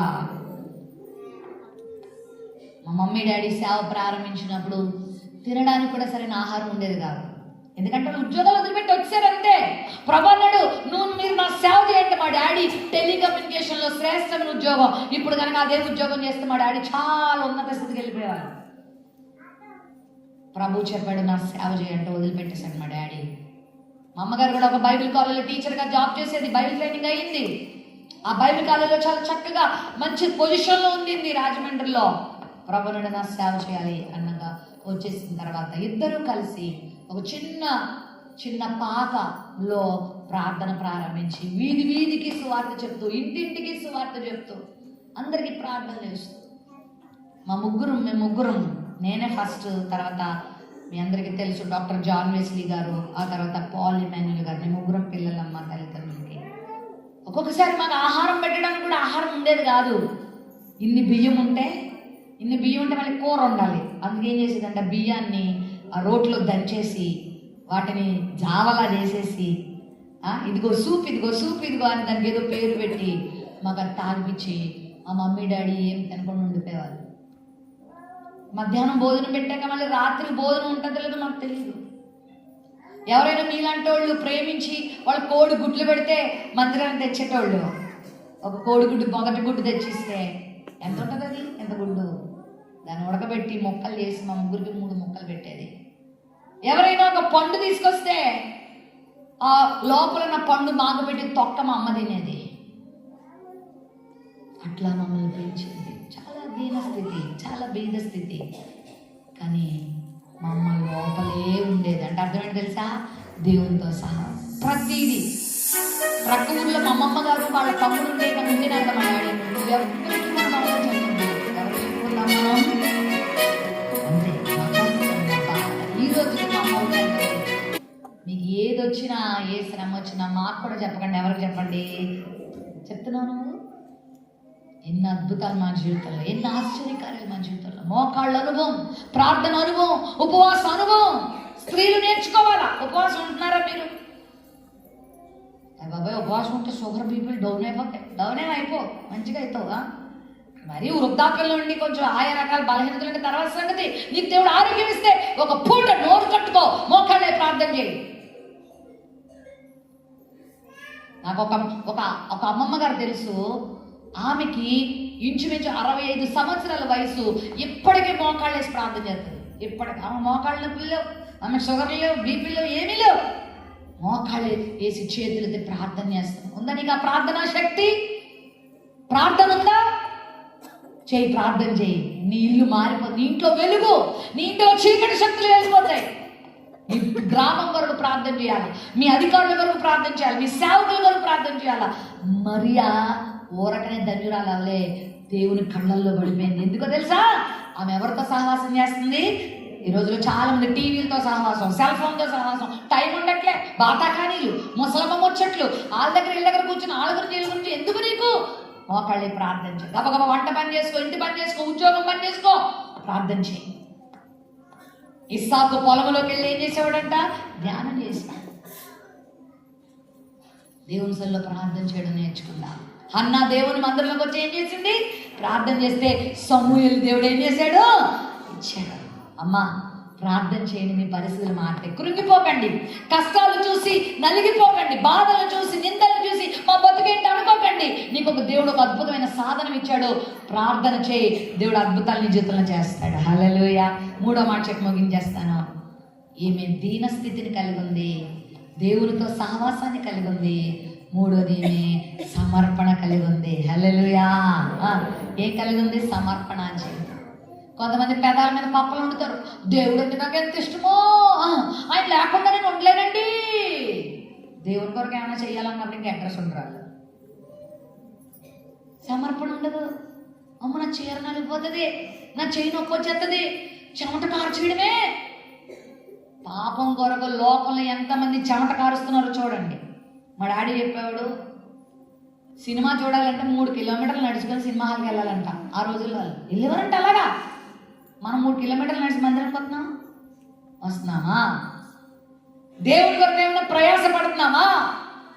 దేవుడి కొరకు ఒక చెమట బిందు కారుస్తున్నామా? మరియా కన్యక ఎన్నో ఆశలు పెట్టుకుంది జీవితం మీద. ఆల్రెడీ ఒక చక్కని యువకుడితో ఎంగేజ్మెంట్ అయిపోయింది, బెట్రోతలు అయిపోయింది. ఇక పెళ్లి డేట్ కూడా పెట్టేసుకుని ఉండొచ్చు. రెడీగా ఉన్నారు ఇద్దరు పెళ్లి చేసుకోవడానికి. ఈ లోపల ఒక శుభకరమైన వార్త మనందరికీ, కానీ ఆమెకు అది శుభం కాదు, నింద. కన్యక గర్భవతి అయి నువ్వు కుమారుని కంటావంటే ఏ కన్యక పేరు చేస్తుంది? ఏ కన్యక రిసీవ్ చేసుకుంటుంది? అమ్మా కాలు ఎరగొడతాను, చెయ్యి ఎరగొడతాను సహించంటే అది వేరే విషయం, కట్టుకోనో ఏదో తిరుగుద్ది. కానీ గర్భవతిగా సమాజంలో కనబడ్డం అంటే ఆమెను అసలు ఎవరైనా మంచోళ్ళు కూడా ఆమెను తిట్టకుండా ఉంటారా? యోసేపు ఎంత మంచోడు, మత్తయి సువార్త ఆయన నీతి మంతుడు అన్నది. యోసేపు కూడా అపార్థం చేసుకున్నాడు. ఈమెను రహస్యంగా ఏం చేసేద్దాం, ఎందుకు ఈమెతో నాకు ఇలాంటి దాంతో నాకెందుకు? ఆ రోజు దేవుని మాటకు లోబడ్డం కోసం, లోకరక్షకుని మనందరికీ అందించడం కోసం కన్యకైన మరియ ఎంత బాధకు తెచ్చుకుందో మీరు ఆలోచించండి. ఒక్కసారి ఇంటికి వెళ్ళి ఆలోచన, ఇక్కడ వద్దులేండి. పోనేమన్నా గర్భం ధరించింది 1 రోజు 2 రోజులు అయిపోయిద్దా? 9 నెలల కాలంలో ఎన్ని స్ట్రగుల్స్ ఉంటాయి, శరీరంలో ఎన్ని మార్పులు ఉంటాయి. నేను ప్రెగ్నెంట్గా ఉన్నప్పుడు నాకు 2 పిల్లలు. మరి మా అమ్మగారు నన్ను బాగా చూసుకునేది. మా అత్తగారు ఇంటికి వస్తే మా అత్తగారు కూడా నన్ను బాగా చూసుకునేది. అవి పెట్టి ఇవి పెట్టి మా సంఘ బిడ్డలు నన్ను బాగా చూసుకునేవారు. అప్పుడప్పుడు ఏదో తినాలనిపించేది. మమ్మీ నాకు అది కావాలి అనగానే తెచ్చిపెట్టేది. మా బ్రదర్స్ ఉండేవారు అప్పట్లో, వాళ్ళు కూడా ఉంటే నాకు ఇది కావాలనగానే ఎంత దూరమైనా తెచ్చిపెట్టేవారు. కానీ ఒక్కసారి మీరు మరియ గురించి ఆలోచన చేయండి. నాకు తెలిసి మరియను సొంత తల్లిదండ్రులు కూడా పట్టించుకోలేదు. ఎందుకు వచ్చినాయి నీకు గర్భం? వాళ్ళకి తెలియదు, లేఖనాలు తెలియదు, పరిశుద్ధాత్మ అనుభవం తెలియదు. This is the first time. పోనీ ఇదివరకు ఎవరికైనా అలాంటి జరుగుంటుంది, వేరే విషయం. చిచి, నీ ముఖం చూపించుకొని ఎంతమంది ఆమెను ఉమ్మేశారో, ఆమె ముందు ఎంత హేళనగా మాట్లాడారో. ఇదేదో చెడిపోయిన స్త్రీ, ఇది చెడిపోయిందని ఎంతోమంది ఆమెను అవమానిస్తుంటే, ఒక ప్రెగ్నెంట్గా ఆమె ఇంట్లోకి వచ్చి ఎన్నిసార్లు ఏడ్చుంటుంది. ప్రభా, ఎందుకయ్యా నాకు ఈ పరిస్థితి ఇచ్చావని ఎన్నిసార్లు ప్రభుని అడుగుండొచ్చు.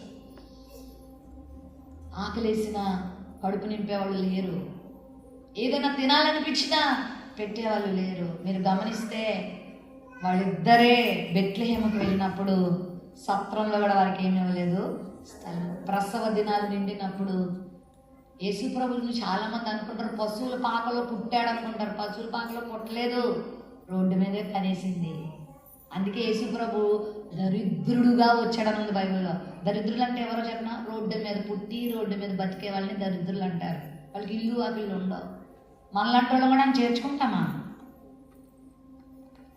ఆ తర్వాత ఇంకెక్కడ పెట్టాలో అర్థం కాకపోతే ఒక పశువులు తొట్టి దొరికితే గబగబా తీసుకెళ్ళారు. రోత ప్లేస్లో ఈ పిల్లోని తీసుకెళ్ళి పడుకోబెట్టారు. ఒక బాలింత్రాలి పరిస్థితి ఒకసారి ఆలోచించి. ఇవన్నీ ఎందుకు భరించిందో చెప్పనా? లోకానికి ఎవరు రావాలా? రక్షకుడు రావాలా? లోకానికి రక్షణ రావాలి అంటే నేను చచ్చిపోయినా పర్వాలేదు, నేను నిందల పాలైనా పర్వాలేదు, నేను ఏమైపోయినా పర్వాలేదు, నా యేసు నామము మహిమపరచబడాలని కోరుకుంది కన్యకైన మరియ. What about you? నీ సంగతి, నువ్వు దేవుని కొరకు ఏం పడుతున్నావు? ఒక ఆత్మను రక్షించడానికి ఏమైనా ప్రయాసపడుతున్నావా? నీ వల్ల సంఘానికి ఒక ఆత్మ అయినా వచ్చిందా? ఉన్నవాళ్ళు వెళ్ళిపోతున్నారా బయటికి? ఏ శ్రమ పడుతున్నావు? ఒక గంట నిద్ర అమ్మో నాకు నిద్ర లేదంటావు. ఒక పూట అన్నం లేకపోతే అమ్మో నాకు అన్నం లేదంటావు. ఎన్ని పూటలు శ్రమ పడింది. ఎంతమంది హతసాక్షులు తమ ప్రాణాలు దేవుని కొరకు అర్పించారు, ఎన్ని నిందలు అనుభవించారు, అవమానాలు అనుభవించారు. అందుకే ఈరోజు అందరికంటే ధన్యురాలు అయిపోయింది. హల్లెలూయా. ఓ మాట చెప్పినా, నువ్వు దేవుని కొరకు ఏ శ్రమ అనుభవించినా అంతకన్నా రెట్టింపు మహిమ దేవుడికి ఇస్తాడు. హల్లెలూయా.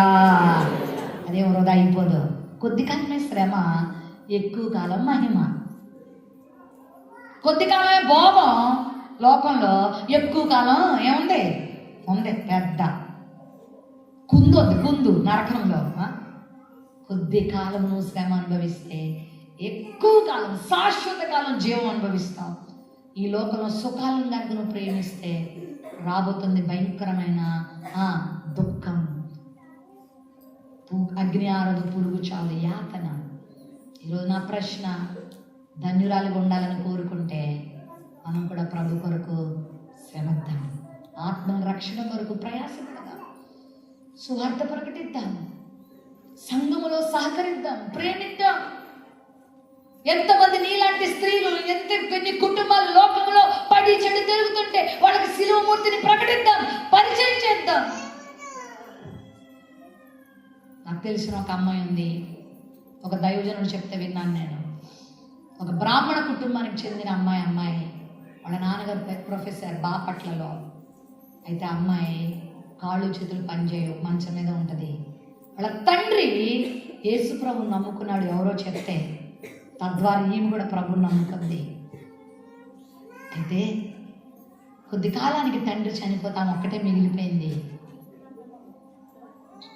వాళ్ళ నాన్న కొన్ని డబ్బులు దాచిపెట్టి చనిపోయాడు.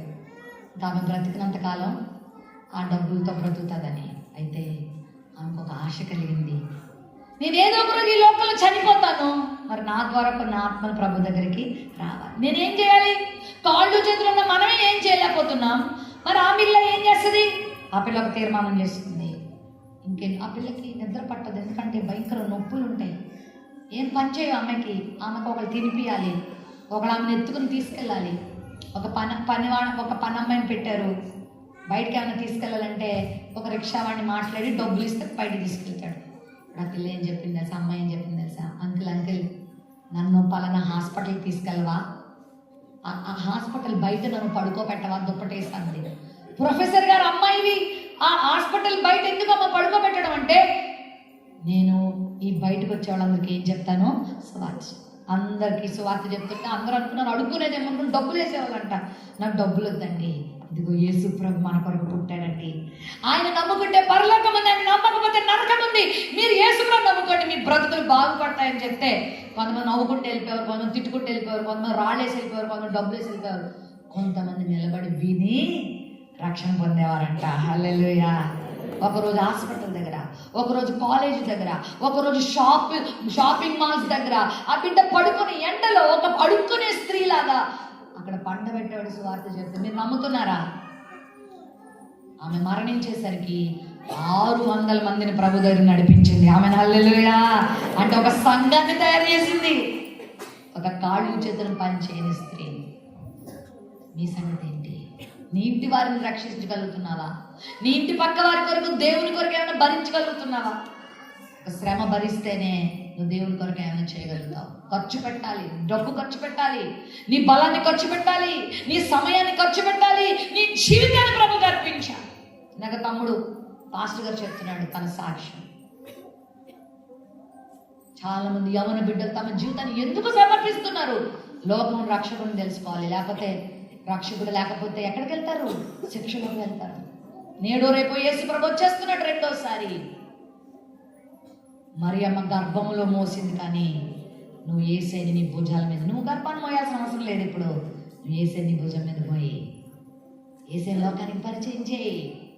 ఇంకా నువ్వు ఎంతకాలం బ్రతుకుతావు నీకు తెలియదు. నేను అనుకున్నాను మా మమ్మీ డాడీ ఇన్ని కష్టాలు పడుతున్నారా బాబు, సేవ మాత్రం చేయొద్దు, మంచి టీచర్ ఉద్యోగం చేద్దామని BSc BEd చేశాను నేను. తర్వాత MSc మ్యాథమెటిక్స్లో జాయిన్ అయిపోయాను, లెక్చరర్ అయిపోవాలి నేనని. ఒక రాత్రి వేళ ప్రార్థనలో నేను గడుపుతున్నప్పుడు ప్రభు నాతో మాట్లాడుతున్నాడు. నేను ఎంత ప్రేమించాను కదా, నీ కొరకు నా మహిమనంతా విడిచిపెట్టి దాసుని స్వరూపాన్ని ధరించి భూమి మీదకి వచ్చాను.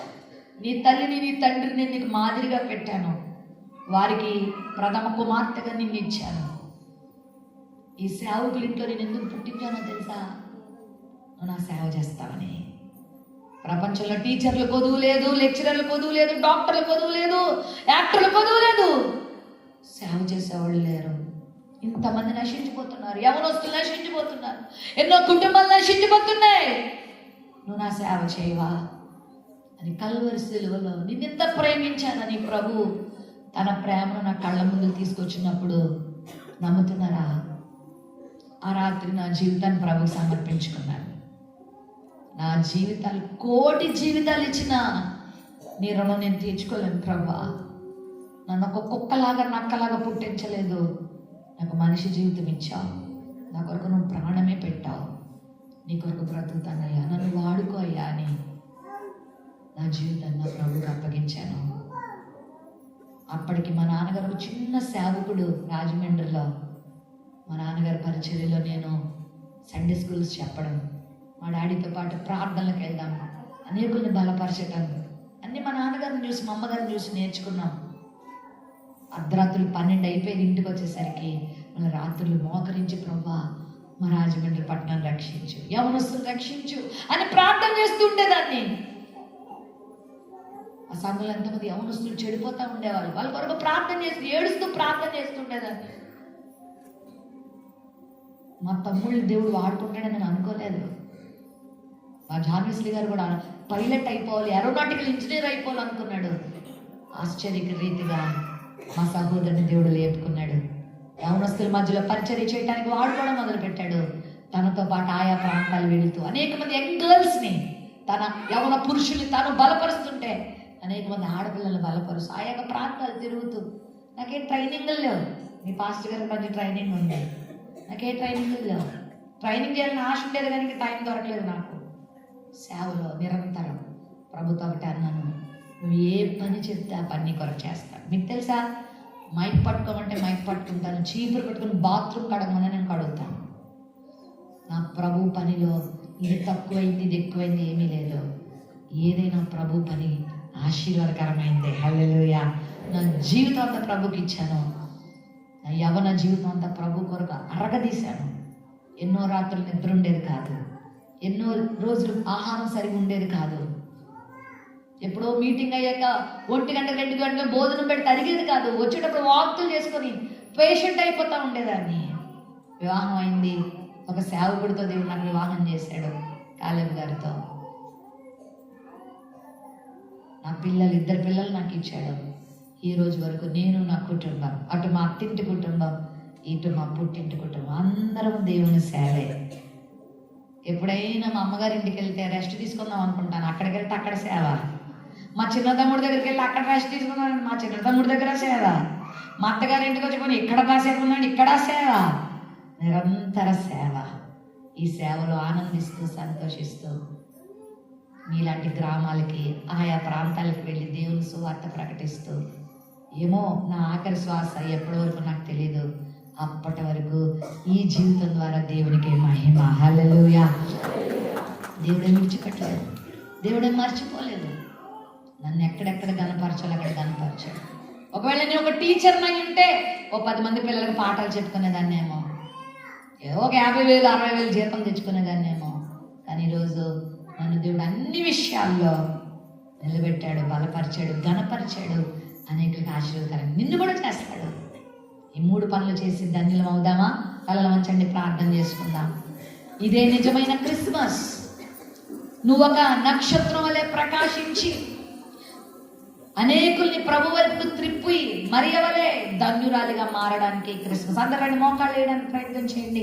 మోకాళ్ళు వేయలేకపోతే లేచి నిలబడండి. 2 నిమిషాల్లో నేను ప్రార్థన చేసేసి మిమ్మల్ని వదిలేస్తాను. అందరు మోకాళ్ళ మీదకి రండి. స్త్రీలారా, మీరు ఎంత ధన్యులో తెలుసా? మిమ్మల్ని దేవుడు ధన్యులుగా చేయాలని, మిమ్మల్ని ఆశీర్వదించబడిన వారిగా చేయాలని, మిమ్మల్ని పచ్చని తోట వలె చేయాలని దేవుడు ఆశపడుతున్నాడు. సైతాన్ కడైతే ఎండిన తోటలా మిమ్మల్ని చేయాలని, మీ జీవితాన్ని సర్వనాశనం చేయాలని, మీ బ్రతుకులు పాడు చేయాలని, మీ ద్వారా మీ కుటుంబాన్ని నాశనం చేయాలని చూస్తున్నాడు. లేదు, మరియ మనకి ఎన్ని మంచి పాఠాలు నేర్పింది. ఆమె ఒక చిన్న బీద కన్యక, కానీ ఆమెలో దీన స్థితిని చూశాను, ఆమెలో దేవునితో సహవాసపు అనుభవం చూశాను, ఆమెలో సమర్పణ జీవితం చూసి నీవు ఈ రోజు ధన్యురాలు అవ్వబోతున్నావు. నిన్ను దేవుడు వాడుకోబోతున్నాడు. నీ జీవితంలో గొప్ప కార్యాలు దేవుడు చేస్తాడు. కృంగిపోకు. ఈ కష్టాలు ఎప్పుడు నాతోనే ఉంటాయా? ఈ వ్యాధులు ఎప్పుడు నాతోనే ఉంటాయా? ఈ బాధలు ఎప్పుడు నాతోనే ఉంటాయా? నా జీవితం వెలుగు లేదా? నా జీవితం మారదా? నా బ్రతికింతే నన్ను బాధపడద్దు. నీ బ్రతుకును దేవుడు ఆ రోజు మరియ జీవితాన్ని వెలుగులో తీసుకొచ్చినాడు. ఆ మరియ అనుకుని ఉండొచ్చు, మా నాన్న చాలా బీదోడు, మా ఊరు నజరేత్ అనే ఊరు, నా బ్రతికింతేనేమో అనుకుంది. ఆ నజరేతు ప్రాంతంలో బీద కన్యకను తీసుకొచ్చి ప్రపంచానికి ఆశీర్వాదకరంగా మార్చినట్టుగా ఈ అమరచింత గ్రామంలోనే నిన్ను దేవుడు రానున్న రోజులు అనేకులకు ఆశీర్వాదకరంగా మారుస్తాడు. ఆర్థిక ఇబ్బందులు వస్తున్నాయని బాధపడక, ఎవరో నిందిస్తున్నారని బాధపడక, జీవితంలో ఆయా రకాల అనారోగ్యాలు వస్తున్నాయని బాధపడకు. అవి వస్తాయి, పోతాయి. ఎందుకంటే ఇమ్మానుయేలు దేవుడుగా ఆయన నీతో ఉంటాడు. నీ దీనస్థితిని ఆయన చూస్తున్నాడు. నీ ప్రార్థన జీవితాన్ని ఆయన చూస్తున్నాడు. నీ సమర్పణ జీవితాన్ని ఆయన చూసే దేవుడుగా ఉన్నాడు. ఈ రాత్రికాల సమయంలో ప్రభా, ఇంకా నాలో కోపం, ఇంకా నాలో గర్వం, ఇంకా నాలో అవిధేయత, ఇంకా నాలో నీకు ఇష్టం లేనివి కొన్ని ఉన్నాయ్యా, ఒప్పుకుంటానయ్యా. పొందండి మారు మనసు, పొందండి దీన మనసు. ఈరోజు ప్రభా, నేనేం తప్పు చేయట్లేదు అనుకున్నాను, కానీ నాలో రహస్య పాపాలు ఉన్నాయి. నాలో కంటికి కనబడని గుంట నక్కల్లా దాక్కునున్న పాపాలు ఉన్నాయి ప్రభువా. ఒప్పుకున్నాను నాయన, నన్ను ధన్యురాలిగా చెయ్యయ్యా.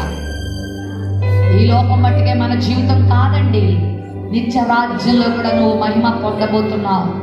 ఈ మన రాత్రి కాల్సి నువ్వు ఎవరైనా సరే, నీ వయసు ఎంతైనా అవ్వచ్చు, నువ్వు పెద్ద సీనియర్ అవ్వచ్చు, అందరి చేత పేరు పొందుతున్న దాని అవ్వచ్చు, కానీ నువ్వు నీ జీవితం నీకు తెలుసు, నీ ప్రభువుకు తెలుసు.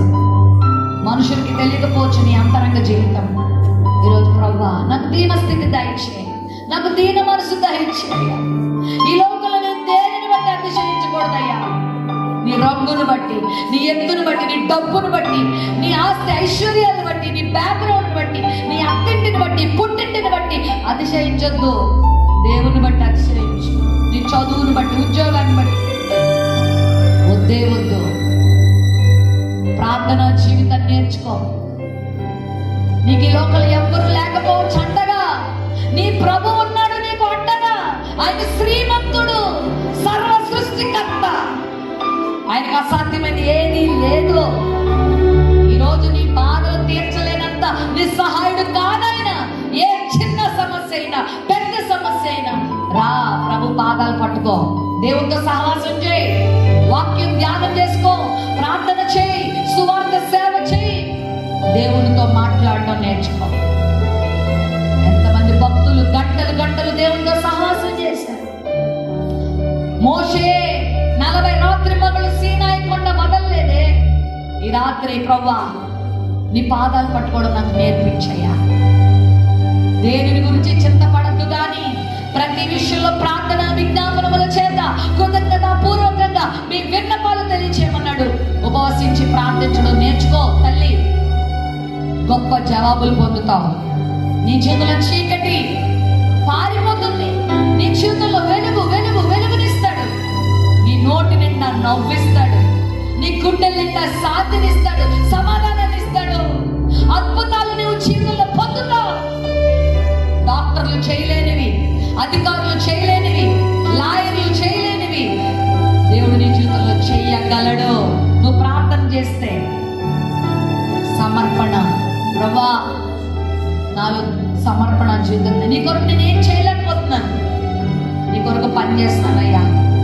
నాకు ఇచ్చిన ధనముతో, నాకు ఇచ్చిన బలముతో, నాకు ఇచ్చిన ఉద్యోగముతో, నాకు ఇచ్చిన వస్తు వాహనములతో, నాకు ఇచ్చిన ప్రాణంతో, నాకు ఇచ్చిన జీవితముతో, నాకు ఇచ్చిన అవయవాలతో నీ పని చేస్తానయ్యా. మరియా నిందలు వచ్చిన, అవమానాలు వచ్చిన, ఈసడింపులు వచ్చిన, రాళ్ళు పెట్టి కొట్టి చంపే పరిస్థితి వచ్చిన నీ మాట చేయడానికి వెనకాడలేదు నాయన. లోక రక్షకుడిని అందించడానికి చావుకు కూడా తెగించింది ప్రభువా. నాకంటే సమర్పణ దయచేయి, నాకంటే సమర్పణ దయచేయని అడుగుతావా ఈ రాత్రి? మీ 2 చేతులు ఆకాశమే పెట్టండి. ప్రభువా నన్ను కూడా ఆశీర్వదించబడిన స్త్రీగా చేయవా. నా భర్త చెప్పాలి, నా భార్య ఎంత దీవించబడిన స్త్రీ, నా భార్యను బట్టి నేను ఎంత ఆనందిస్తున్నానని. నీ యొక్క పిల్లలు చెప్పాలి, నా తల్లి ఎంత ధన్యురాలు, నా తల్లి లాంటి తల్లి అందరికి ఉంటే ఎంత బాగుండు. నా తల్లి ద్వారా నేను ఎంత దీవించబడ్డాను, రక్షణ పొందాను, సరిచేయబడ్డాను, దేవుని తెలుసుకున్నానని నీ పిల్లలు చెప్పగలుగుతున్నారా? అత్తగారులు మీ గురించి మీ కోడళ్ళు మంచి సాక్ష్యం చెప్పాలి. కోడళ్ళు మీ గురించి మీ అత్తగారులు మంచి సాక్ష్యం చెప్పాలి. మీ సేవకులు మీ గురించి మంచి సాక్ష్యం చెప్పాలి. సమాజం మిమ్మల్ని చూసినప్పుడు దేవుని నమ్మిన వాళ్ళు ఇలా ఉంటారా అనేలా బ్రతకాలి మీరు. అది ధన్యురాలు ఉండడం అంటే. ఈ రాత్రి అలా ఉందామా? ప్రభుత్వం మనం అప్పగించుకుందామా? నా జీవితాన్ని, పనికిరాని నా జీవితాన్ని ప్రయోజనకరంగా మార్చే దేవుడు నీవేనైనా.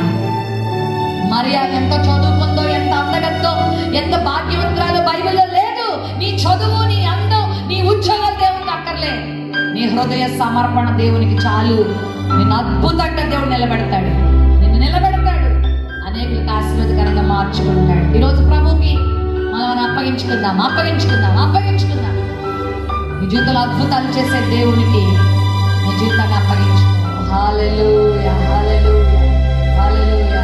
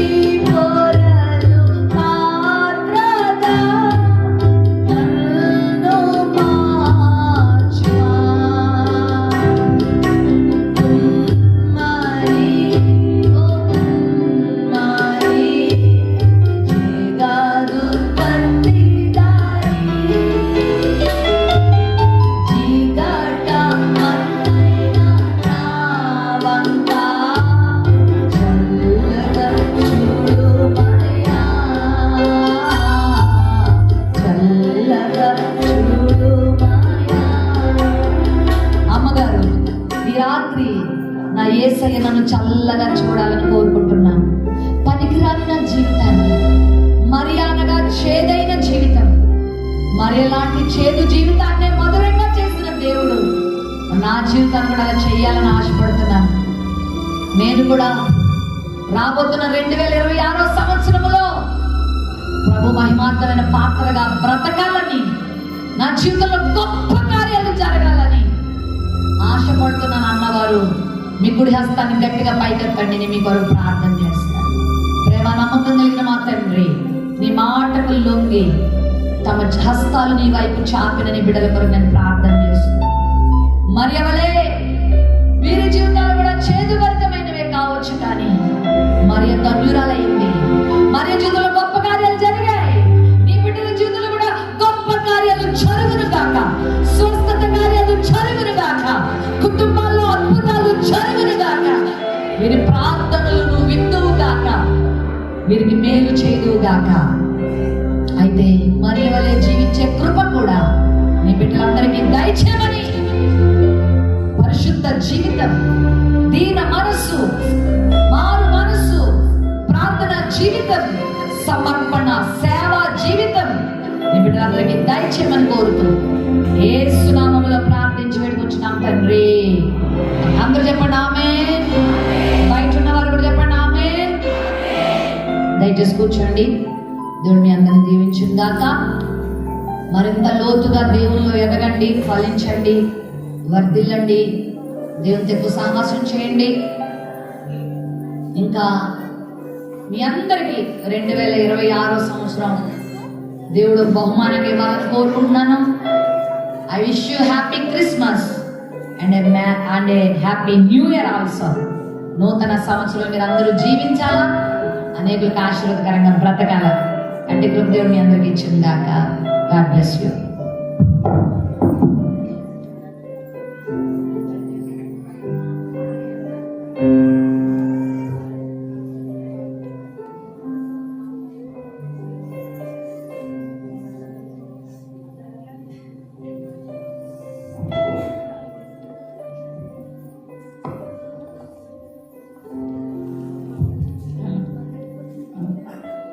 మంచిదండి. శ్రేష్టమైనటువంటి వాక్యం, ఆత్మీయ ఆహారం పంచిపెట్టినటువంటి అమ్మగారికి మా యొక్క కర్మేలు సంఘం స్త్రీల తరఫున నిండైనటువంటి వందనాలు చెల్లిస్తుంటున్నా. వారికి టీంకి కూడా వందనాలు. మనం అంటే వాళ్ళ కుటుంబం అంతా కూడా సేవలో ఉన్నారని విన్నాం కదా. వారితో పాటు వాళ్ళ కుమారుడు ఉన్నారని విన్నాను. కాబట్టి ఆ బాబు స్టానీ మనకు పాట పాడి వినిపిస్తారు. కాబట్టి ముందుకు ఆహ్వానిస్తుంటారు.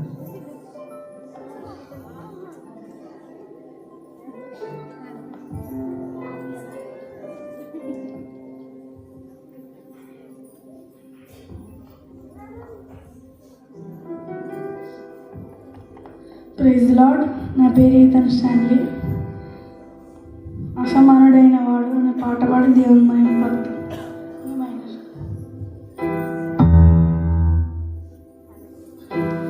ఘన కార్యములెన్నో నీకై చేసిన వాడు, కష్టకాలమందుని చేయి విడచునా. అసాధ్యములెన్నో దాటించిన నాదుడు, శ్రమలో నిన్ను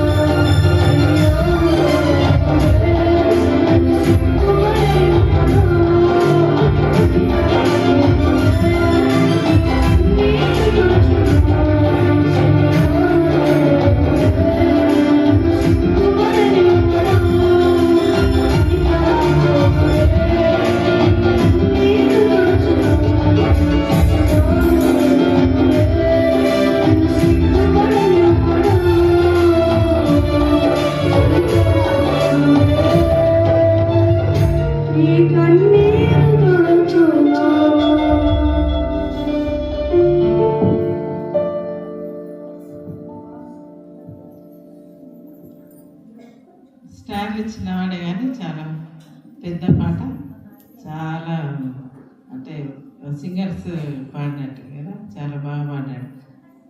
కాబట్టి ఈ ఏజ్లో ఉన్న వాళ్ళ పిల్లలు, ఆడపిల్లలు మగ పిల్లలు ఏం చేస్తున్నారు? అలాగా మనం కూడా నేర్చుకుందాం, మన పిల్లలకు నేర్పిద్దాం. దేవుడు బాబును అత్యధికంగా దీవించాలని ప్రార్థన. మంచిదని ఈ సమయంలో మనం ప్రార్థనలో ముందుకు సాగుదాం. వాక్యం చెప్పిన వాక్య భాగం మన లోపల ఫలించేలాగా మనం ప్రార్థనలో కొనసాగుదాం. రాహిలమ్మ సొలొమోన్ గారు ప్రార్థనలు నడిపిస్తారు. క్లుప్త ప్రార్థన అంటే చిన్నగా అన్నమాట. కాబట్టి అమ్మగారు ప్రార్థనలు నడిపిస్తారు. మైకి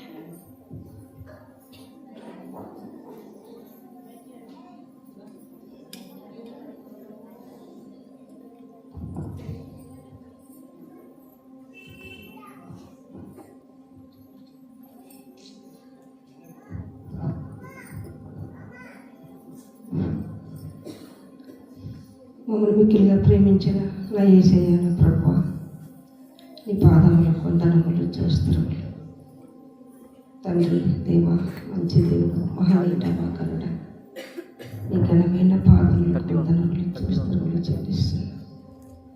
అవును ప్రభువా, మరి నువ్వెంత గొప్ప దేవుడినైనా నా కొరకు, నా పాపముల కొరకు, నా దోషముల కొరకు నైనా నైనా ఈ లోకానికి వచ్చాను. నైనా నీవు రక్షణ ఇవ్వడానికి, రక్షించడానికి నైనా నీ ప్రాణత్యాగం చేసిన దేవాన్ని కొంతనాలు నీకే చుతులు చెల్లిస్తున్నాను. నైనా ప్రభా, దేవి జంటలు ప్రభా ఎంతో ప్రయాసంతో ఎంతో దూరం నుంచి వచ్చి ఒక బిడ్డ మా మధ్యలో నిలిపి ప్రభా, నీ యొక్క వాక్యములు నీవు చేసినట్టు గొప్ప కార్యములు నైనా మా స్త్రీలమైన మేము ఎలా ఉండాలి, ఎలా జీవించాలి, ఎలాంటి బ్రతుకులు మేము ఉండాలి, మా కుటుంబాల్లో కూడా నైనా మేము ఎలా మా పిల్లలను నడుపుకోవాలనే విషయాలు ప్రభావం విషయాలు బట్టి తెలియజేసిన విధానం బట్టి నీ కొందనాలు. నీ బిడ్డని జ్ఞాపకం చేసుకోండి. నీ బిడ్డని ఇంకా నైనా నీ కృపతో నింపమని ప్రార్థిస్తున్నాం.